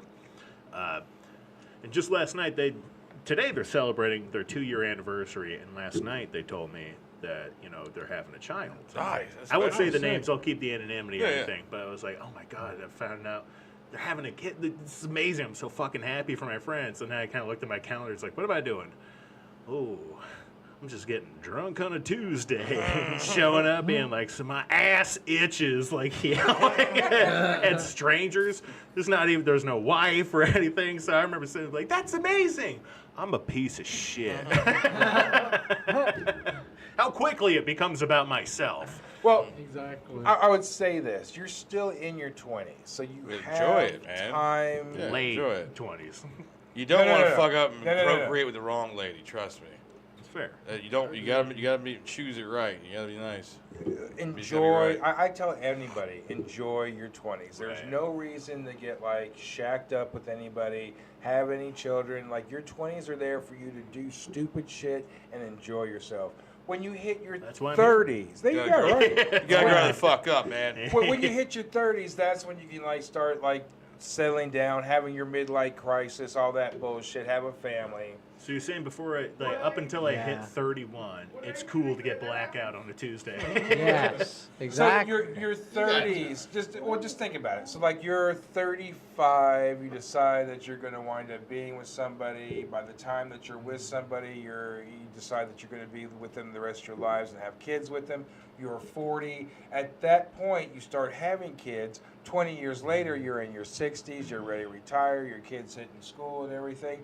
They're at the age where they can start helping, taking care of you and stuff. And that's the way it used to be. So, like, your 20s are there for you to do you. So you do John Dollar. How are you? You live your 29, life. 28? 28. 28? Very good point. You're still doing John Dollar. You're still figuring out. Because the moment that you wind up getting locked up with somebody, that's the moment when you start not doing the things that you used to fucking do. It's just like, so enjoy you. Don't let anybody tell you that, oh, well, you should be home tonight because you need to be here with me. No, bitch, I'm doing my fucking comedy. I'm gonna grind it out. so I do got your fucking comedy. 2 open mics. I'm gonna go hit up tonight.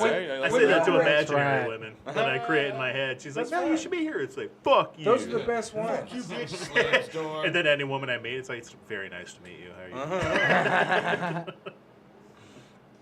That is fair. So much cake. Okay, I've got to hear about this book. What kind of book is it? Is it a horror book? It's a horror novel. Oh, yeah. Intrigued. Intrigued. So, ladies and gentlemen, Mr. John Dollar, sorry, I'm sorry, has written a novel, so he is officially a novelist. What is the name, the title of the book? The title of the book is Beyond the Void. Beyond the Void. It's a horror novel. I mainly named it that partially for my hatred for how many movies and books you see where it's just the and then the subject. The accountant, the Yeah, butthole, yeah, the asshole, the dickhead. Yeah. It's always just, it feels like that's a placeholder for a title. It's like, there could be something better here. Like when you hear a title like Manchester by the Sea, it's like beautiful. Yeah. That's fucking, even just the title alone brings you in. It's like, oh, the accountant. It's like, oh, I would never assume from that title that Ben Affleck is an autistic hitman that goes around killing. What the fuck is that even about? No, so it's a horror novel. It's set in my hometown area. So in like what I put in the synopsis is the Montana Valley, but that's only like the western area. But for most people, it's like after doing comedy enough, and I tell people I'm from Montana, everyone's like, "What the fuck is that?" So if I put in the Missoula Valley, which is the town I'm from, that's in the Rocky Mountain Valley, nobody'd be like, "What the fuck is a Missoula?" It's like, so it's set in the Montana Valley. It's like these two detectives that come upon a cult after investigating like a grisly home murder, and it's after pretty like quickly realize that it's a very like H.P. Lovecraft type of like everything that the cult believes is true, and it's all this crazy shit that just plagues their lives, and you can watch like throughout very quickly so many different kind of horror entities just kind of come in and either take control or try to disrupt their lives, and it's basically down to the main character to figure out what's going on and how to stop it. Fucking sold over here, man. That's pretty good. Sick as fuck, dude. Thank you. All right. Is Cthulhu in it? It's something close to it, actually, based off of that. It's not exactly Lovecraft. It's not exactly, but it's in the ballpark. This guy's read some Lovecraft. It's like Lovecraft without the very obscene racism. So you got it. It's going to be published. Does it got your picture in the back? Well, so it's actually a good point. I haven't decided yet or not. It's already available. The clown one, man. Yeah. I think that'd be awesome. Like some clown wrote something. Yeah, scary use the old use the third coast picture. Yeah, it's me with like a 10-pound weight, just dressed as a clown in a wife beater. Working out, dude. She's like, well, I have to know if Pennywise the Clown wrote a book. Did you leave it to where you could write another novel to it, or is it stand alone? No, I don't. Stand alone? Yeah, I always feel like there's few stories that need another, like a sequel or a 3-part to it. Yeah. If you're doing like a fantasy, like an epic kind of story where something's like, yeah, there's going to be a lot that goes on in this. So you can do it to part 2, part 3, or something. But so many stories could be told in one whole segment. Yeah. Instead of being like, well, we can split this up. Like, look at even like the Hobbit trilogy. 3 movies? Right. Jesus Christ, the Yeah, third a lot one of was space just there. the battle. A lot of filler there. A little filler. Fucking horrible. A lot of filler. Whereas like the Lord of the Rings trilogy, it was like they would mainly could only hit the highlights of each of those novels because it was such a thick and rich story that was like, well, we have to do 3. We'd like to do 4. Because if they did 4, it'd be like, well, there's so much shit that we deleted that we could put into it, and here's so much more. But then at that point, you're basically just making a mini series.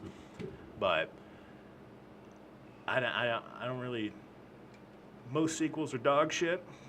Like I'd say at least 85% of them. Yeah, are fucking horrific. True. Right. Very rarely do you get an alien and then aliens Yeah, situation. you're right.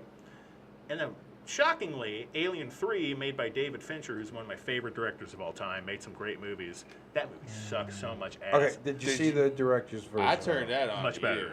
It was much The better. original with that movie, they edited the fuck out of that movie. Yeah, the production company just completely obliterated the whole Yes. fucking thing. And Fincher went on record and said, I disown that movie. like the guy that made 7, Fight Club, Gone Girl, The Social Network, Mank, all these great movies, he's like, yeah, that's a piece of shit. So he turned me on to the director's version because I didn't even know that. Yeah, it the existed. director's cut. And it was like watching a completely different it's- fucking movie. It was like entirely night and different. day. Yeah. Because they actually caught the thing, and then the goofy crazy guy goes and lets the son of a bitch out. Yeah. They were good. Everything is good to go. Yeah. And that crazy motherfucker. Because you notice in the other scene, it just like he just disappears. Like the last time you see him, he's in there with the when the alien kills the doctor scene. You know what I mean? Right. Anyways, how long did it actually take to write the book? When you said that's it, I'm writing the book. So it's a very off and on kind of process. So I started when I was back home in Montana, because I had just started doing comedy, and I was working at that time I was working an office job. I had started writing when I was working at like a fried chicken joint, and it's like I gotta put something creative out there because I'm just battering chicken and getting drunk every day. There's got to be some kind of outlet so I don't hang myself in this basement studio apartment. I gotta find something to fucking make this work. So I started writing. I actually wrote. There was a book before it. It was about 150 pages until I got into it, and I remember just kind of like being like, okay, well maybe I should start editing, and then I started looking through it, like, this is a pile of shit. So I deleted the whole thing. And my friend Mary Jane Nealon, who's listed as an editor on it, on the book that I published, I was writing that first book, and I was like, let me take a break. So I wrote 5 pages of this book that I just published and sent it to her because she was helping me with the first one. Yeah. And I sent the 5 pages, like, oh, what do you think of this? And she's like, stop everything you're doing with the first one. Just work on this shit. These 5 pages. Work on this. I'm way more interested. She's like, not to be offensive. And I was like, no, that's exactly what I needed to hear. Yeah. Like, there's so many times she's like, I don't want to upset you. It's like, just tell me it's ass. Yeah. It's like, if something's ass, we're going just for say gold. it's We ass. ain't going for participation trophies. Go somewhere It's else. like, I'm going to try and put this out to the world. I don't want someone to just, because they didn't want to be mean for 3 seconds, so I throw up dog shit and wonder why nobody's fucking buying it. Yeah. Dude, I went to a head shop. They have fucking THC dog treats for dogs. I was like, that's so cute. My dog didn't get me. That's a huge left turn. Get him one, man. It's your dog, man. Get him one. I got a couple of dogs. I can't just give it to one. Or I guess I could. Yeah, you sneak it to him. Give him the other one. Here, just a piece buddy, of you're my cheese. favorite. Yeah, right. Oh, man. Would you get your dog stoned? No, I never, no, really, no. I used to get my pit bulls stoned all the time. They loved it. And, Like my female pit bulls, like if you were smoking a joint, they would go up to you and want to have you blow it in their face. And like they would like breathe it in. Like actually they didn't realize what was going on as far as intaking, so they would lick it. So they thought like just like drinking water, so they were licking the smoke. They knew that somehow the smoke it's going in somehow. Yeah, baby. yeah. So they don't understand, like reality. So it's like, but they were licking the smoke, of course, simultaneously breathing it in too. But like my pit bulls loved getting like stoned. They loved eating weed. I had a black Labrador that robbed a friend of mine. Like I was giving a friend of mine a tattoo, and my Labrador come up and pulled. He had a 1/4 ounce in his pocket, in his jean jacket pocket, and pulled it out of his pocket, dragged it into the other room, and opened it up, and like was eating weed out of it. And like a friend of mine, Dick Laserbeam, was walking through and saw it. And he snatched the rest of the weed that was in it, and he blamed it on the dog. So dude come out and he was like, "Where's my weed?" Like the dog ate it, but my friend's got half the weed in his pocket. Well, I guess you and Laser Dickweed or whoever you Yeah, say. laser dickweed. It's the same thing. Just fucking whatever. Fuck it. Oh, man. Oh man. Dude. That was a funny one. It's been an there. awesome night. I think that we still got a band coming up. We have Angie, Jayne. Yes. And she's going to play a few songs for us. Mr. Dollar, what are your upcoming gigs? This Thursday, I'm doing a show at the new room at Zany's in the lab. It's the Hot Sauce Comedy Show, where we just do hot sauce and try to go through. You're our looking good, acts. man. You're losing weight. Thank you, appreciate it. I am actually. This is like the second beer I've had. It's So not are like you I- cutting down alcohol? Nick, and it's like, man, Yeah, it Nick is works. like You stop everybody's drinking, influence. you lose all this Well, they had the weight. two of us. Yeah. Well, I didn't stop drinking. I just switched to tequila. That's the big thing. It's all these empty carbs. I'd actually honestly been working out 4 to 5 days a week for years, but I just enjoyed pizza and beer so much. Pizza and beer will do it, man. That's Yeah, like the fucking number do one it, way man. to gain weight. That's yeah. how you fucking do it. That dough, baby. Yeah. Yeah, no, I'm just trying to take better care of it. Because I figure if I don't start now, It's never gonna happen. It's now or harder. never. Yeah.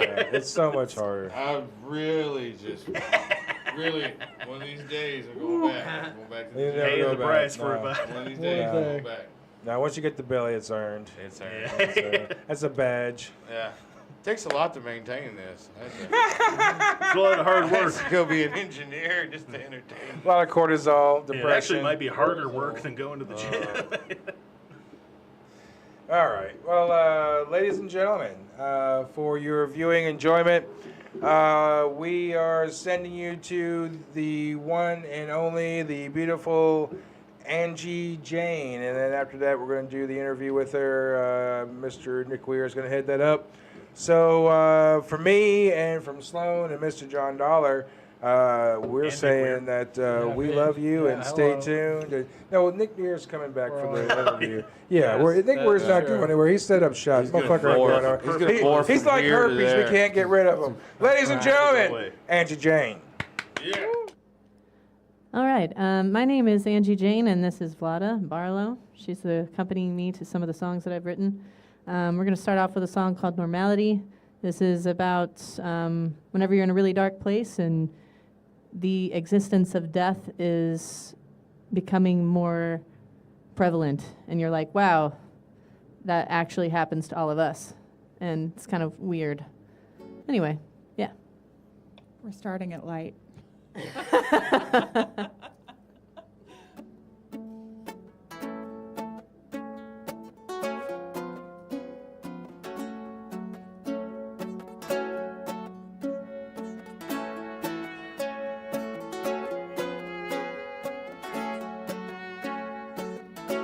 Scared to see the altered image of a heroine, blinded by the obstruction, fell back into oblivion. Damn the cycle, the synapses that shape her mourning, the internal melodies that break her. Normality, escape reality, immortality is more than actuality. Yeah, normality, escape reality. Immortality was more than actuality, yeah.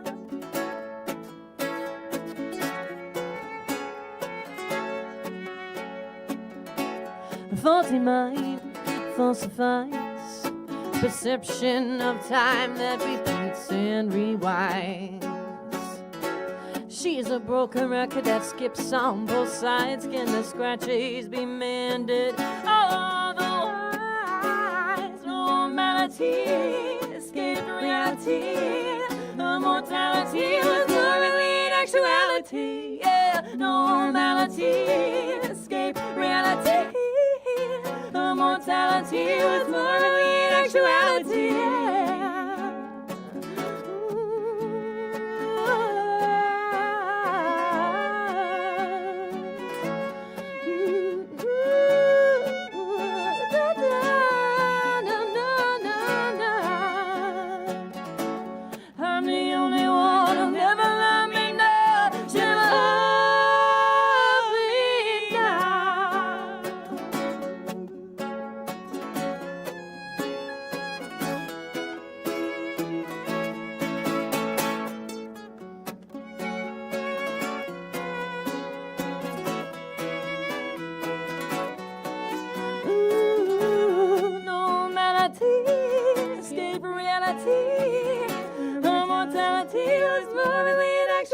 Yeah, normality, escape reality.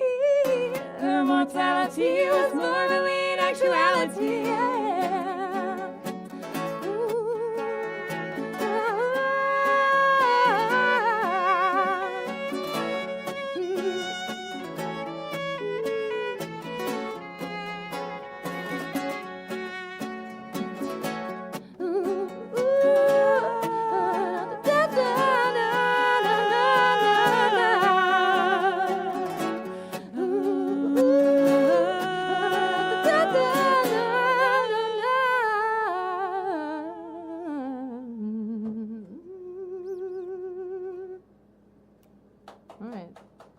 That one.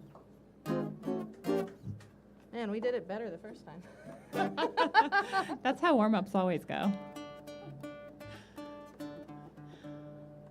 Should we pick it up a bit? Yeah. on there.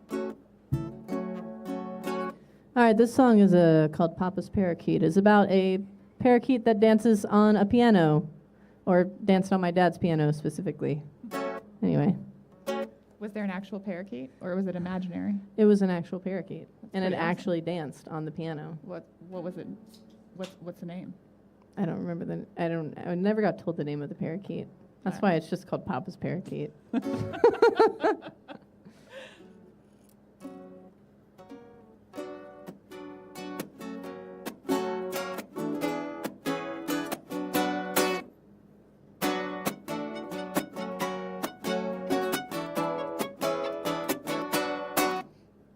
Papa's parakeet on the piano.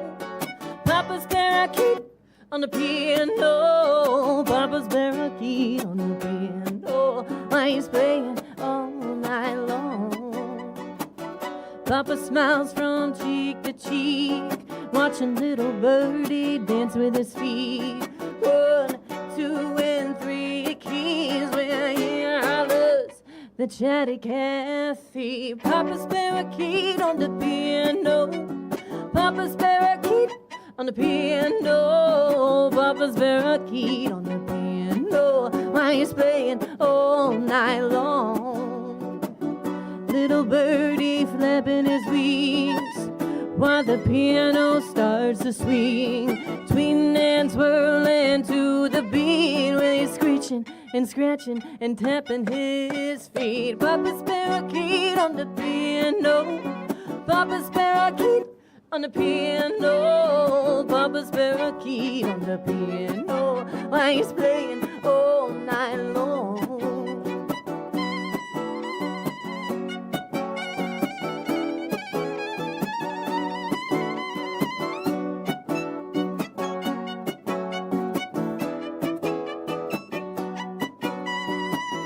Little birdie dances with his feet. Papa pushes pedals with his feet. Oh, hang on for dear life. Well, Papa, yeah, he's jamming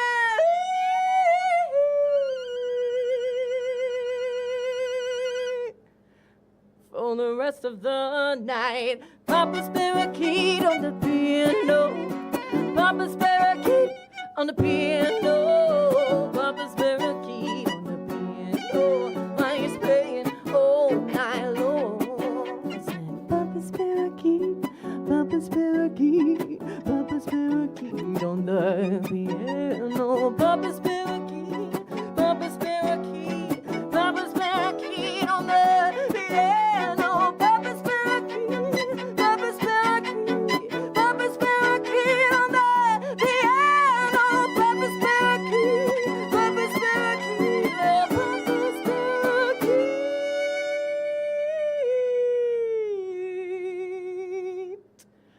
on that damn piano.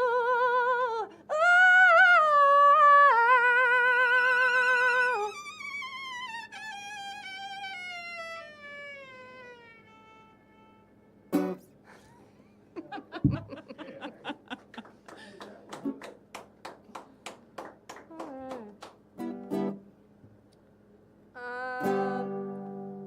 Sorry guys, I gotta tune up to change the position.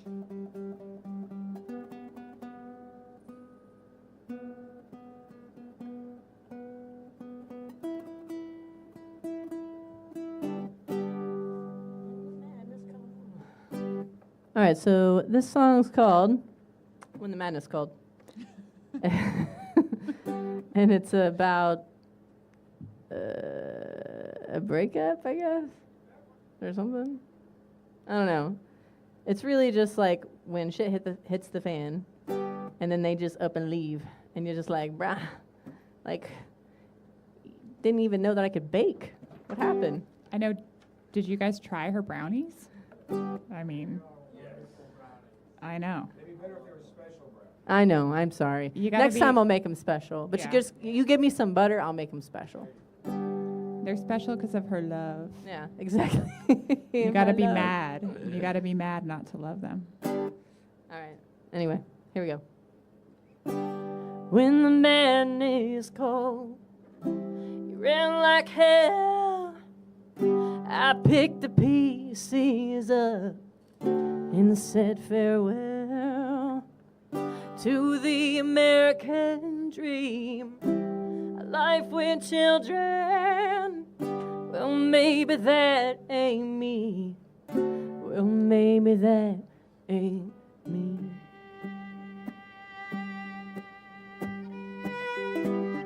What a concept for a girl like me, living through all the shit I have seen. I'll go through hell and high water and still pretend to feel better, no matter the torture. Well, maybe that ain't me. If I had $1 for every time I shot my foot and fell out of line, I'd rather be rich and date nicer guys. Yeah, that's my life. We had a dough, as far as I could tell, a new house with pine woods blowing through our hair, the fire lit every night. I saw it sold and frail, well, now it's up in smoke. Where the hell did you go?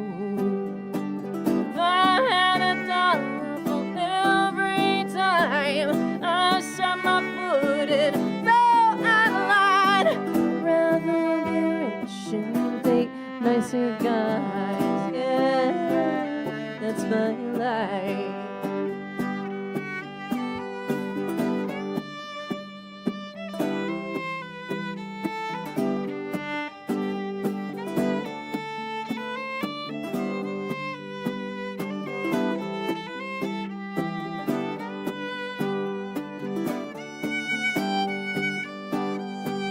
Wondering what went wrong is the worst way to overcome. Now I know we don't belong, but thanks to you I wrote this song. Whoa. When the man is cold, he ran like hell. I picked the pieces up and said farewell.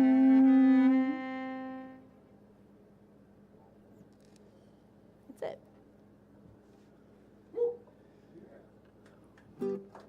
All right. Shadow.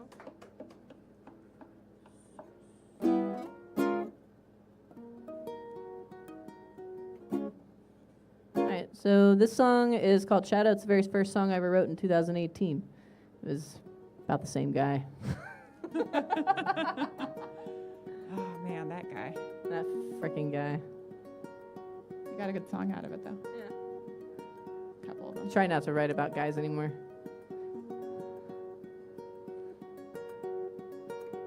You told me that I was lightning, igniting fervor to the fire. I knew that it would be hell to try to quell my desire. Driven into endless madness, sealed a burnt cigarette. Feeling your love like a thriller, high on the darkest night. I fell in love with the shadow, sleeping on my bed. His hands caressed upon my back, and now I feel okay. I don't feel okay.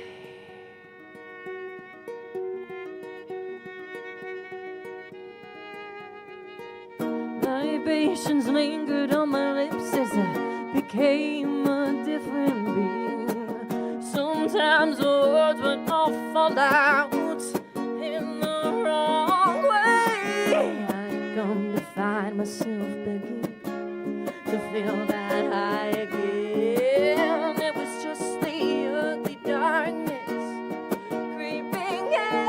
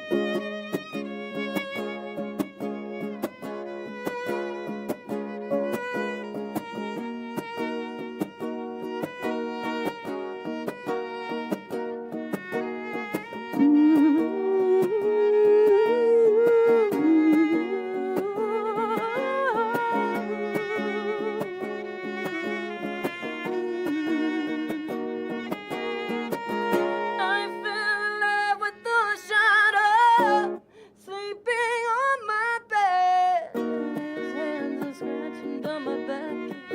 Now I feel okay. I don't feel okay.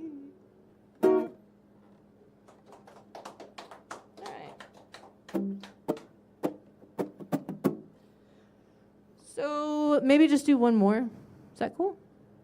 All right.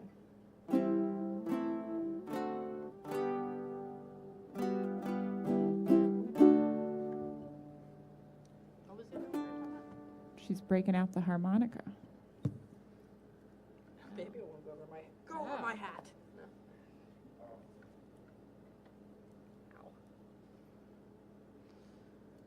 You gonna do some Bob Dylan for us? Yeah, I'm gonna do some Bob Dylan.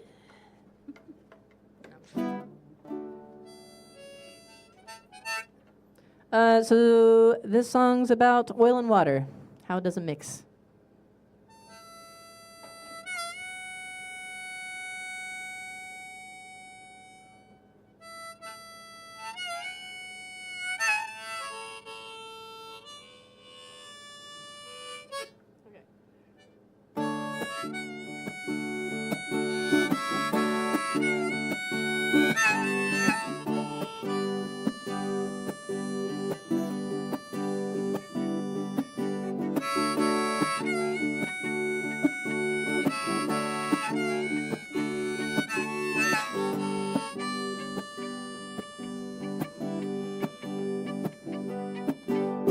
You said we're on water, and I thought we were on fire. And I wish it wasn't true.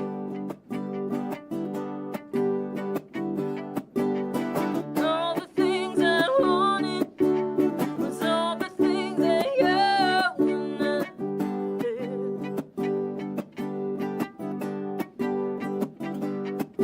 I can't always be the glue. It's something that you need to hold to.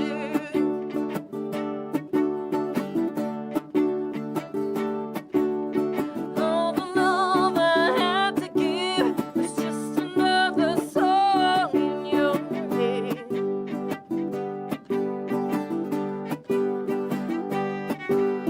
Words are going back and forth, and all I wanna do is hold your hand.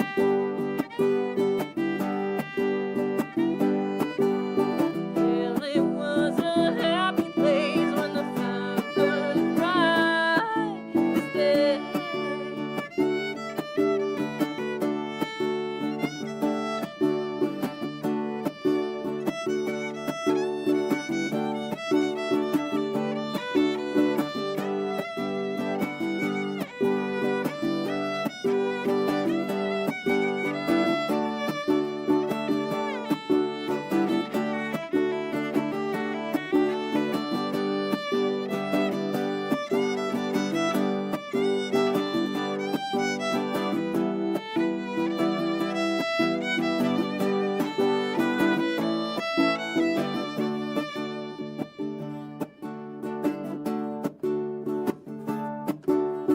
You said we're on water, and I thought we're on fire, and I wish it wasn't true.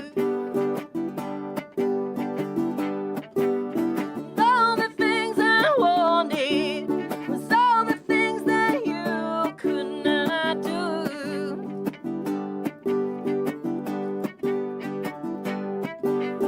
I can't always be the glue. It's something that you need to hold to. I can't always be the glue. It's something that you need to hold to. I can't always be the glue. It's something that you need to hold to. All right. Thank you guys so much for having us.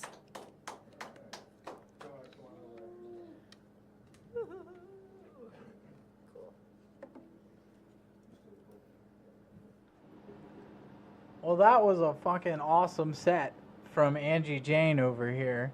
Here, here. And Man, I'm just excited that you came and did the show tonight. It's pretty special, man, because we don't get kind of talent like that right in these spots. Yeah, that's true. That's true. It's I a whole loved your different. vibe. It's a whole different, because we have had acoustic and solo artists and stuff like that, but mainly it's like hard rock bands, punk bands, metal bands, stuff like that. To actually break it down, we got a violin in here. That may be the first violin on DMP history. Oh, I think so. It's not. Dude. Gentry Blue. Oh yeah, I forgot about her. They're still great though. They're great. I have no idea who that is. Oh. I think that name sounds familiar to me. Oh yeah, they're pretty popular. They're growing as we speak. Hey. Welcome to the end. Welcome, Katie Stewart just showed up. What's up, folks? Fantastic night we have packed. All right, what age you start? So my mom is a musician, my dad's a musician. That and helps. That's they, plus. They were musicians. That's a But I plus. actually was a DJ first. Oh. And an artist, a visual artist. I didn't start playing music until I was 21 at all. Wow. Not a single lick. Wow. I didn't sing, I didn't play, nothing. So now I play flute, that's my better instrument, and then I play the 8-string baritone uke, and then tenor guitar, and this terribly, okay? This was broken. That is cool. This was broken. Really? Yeah, because I was trying to get the air to flow, and it was not flowing. So just in case you hear that later, I'm sorry. It was awful. Anyway. Honestly, I couldn't even tell. Just wait until musicians hear it. They'll tell. We'll send them Nick's way and educate him. They just bombard him. I need to learn. All right, so 21. How long did it take you to get gig ready, or did you just? Well, you gotta have time to develop. Right. So I actually wasn't playing or anything, but my parents were hosting open mics and stuff like over in Houston, and then I was like, all right. So I was like, Mom, I really want to host my own open mic one day. Like I was just getting into it, going to these open mics, just like hanging out at them, and she was like, all right, kid. Well, here's a fucking PA. Go fucking do it. And so I did. And I just went to a venue, or like they had an open mic that they were running, and like my buddy Robert, he was sound guy. So initially my first open mic was somebody running sound and me just literally just on a microphone, just being like, hey everybody, like come on to this open mic. And I had a bunch of players come out, and it was cool, but I was literally just the host. Yeah. And then eventually I started playing over time, like while hosting these open mics. So my main thing is facilitating spaces for other musicians. That's what I like to do. Well, it's probably easier getting the business that way than it is actually getting in the business. Right. These are behind the scenes people, Well, yes and no. I mean, it could be a pain in the ass, but it's good. I mean, either way you look at it, yeah, I suppose it's difficult. It can be. I respect you for doing that, dude. I mean, it's a lot of work. Because I do the same thing with stand-up. Like, I've been running an open mic of my own for a few years, and I've been doing the show. We bring comics on and stuff. Like, He's got credentials. Yeah. He's dude, got the I got creds. little credentials. He's got some dude. creds. Yeah. I know how it is. The hosting gig can suck sometimes. Yeah, I think the main thing for me was learning the sound part. That was the fun part, but also the hard part. I undertook a mentor during that time, or he undertook me. I don't know, one or the other. But he was like this really cool bass player and sound guy, and then he taught me everything. That's the one thing about it too. Like, you gotta really know what sounds good to actually be a sound guy. So you gotta kind of hear the music first. Anyway, nobody can just jump out there like, yeah, I want to be a sound guy. You gonna fuck shit up. True. You can't just jump out there. So you actually gotta have a good taste in music to know what's supposed to sound good. Yeah.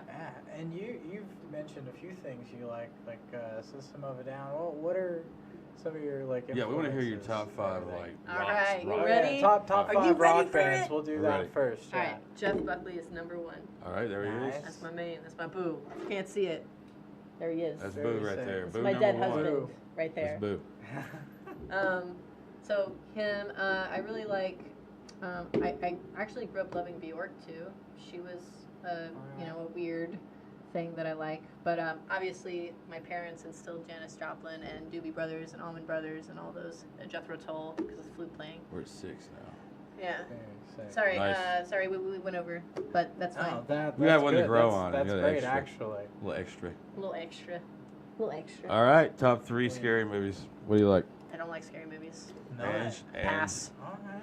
She passed. No scary movies. She passed. Do we want to do 20 questions? Yeah, they're behind you. All right. Big ones, there you go. Okay. You gotta put a timer on it. We do have to put a timer on it. I'm in blackout right now. My phone is turned off, and we cannot know anything about the bulbs right now. We Nobody can't says know anything about the bulbs. About the balls. Alright, so this is going to be Minute 30. 20 questions in 90 seconds. Well, this is raw dog right here, because we need to get a prize out to choose from. Dude, do Oh, we we have got the prizes? wall. We got the wall. We have one prize, and then it's a dinky prize, but we do have one prize. We got to stock back up on prizes. Dice, have baby. dice, dude. Hey, guess what? It's already Oh, gone down to shit. 55 seconds. No, I'm just kidding. Yeah, it already had. No, it hasn't started yet. Are you ready? I'm For ready. 20 questions. This is serious. All right. One little hint. A lot of them's going to be yes, no, and you want to answer as quick as possible. Okay. Yes. And go.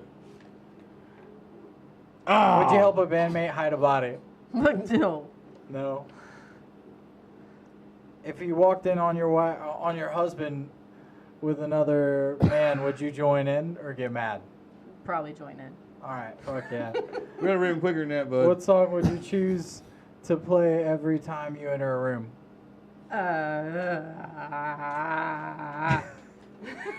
Kung Fu Fighting.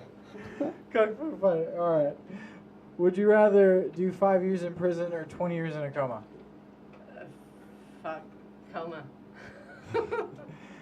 Is your time truly wasted if you enjoy wasting it? Yes. No.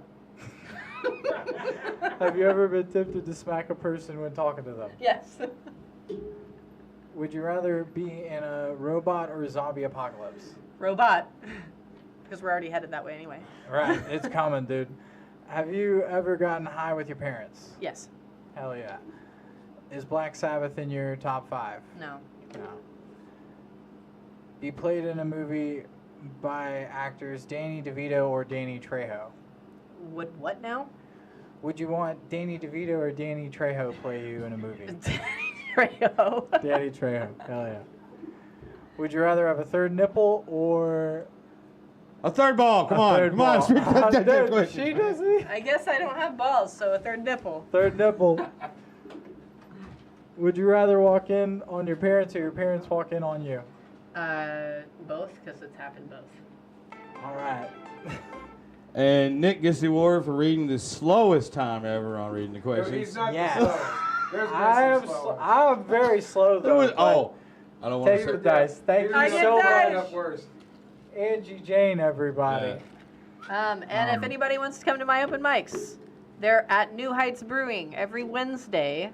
Every Wednesday. From 7 to 10, and we do all kinds of things, comics included. I will get anybody up, really. Backing tracks, solo, duo, and full band. And we will be having a backline soon, so people can do their originals or covers. So Or help come fill the back line. Yeah. You get regulars coming out. Indeed. We do need another backline. We need a bass player, so backline bass player. We'll find a bass player then. I'll try to find one on the street for you. All right, cool. I'm sure you will find them. It's Nashville, right? Yes. They'll come to us. Right. All right. Fuck you all. Good night. Good, good. There you go.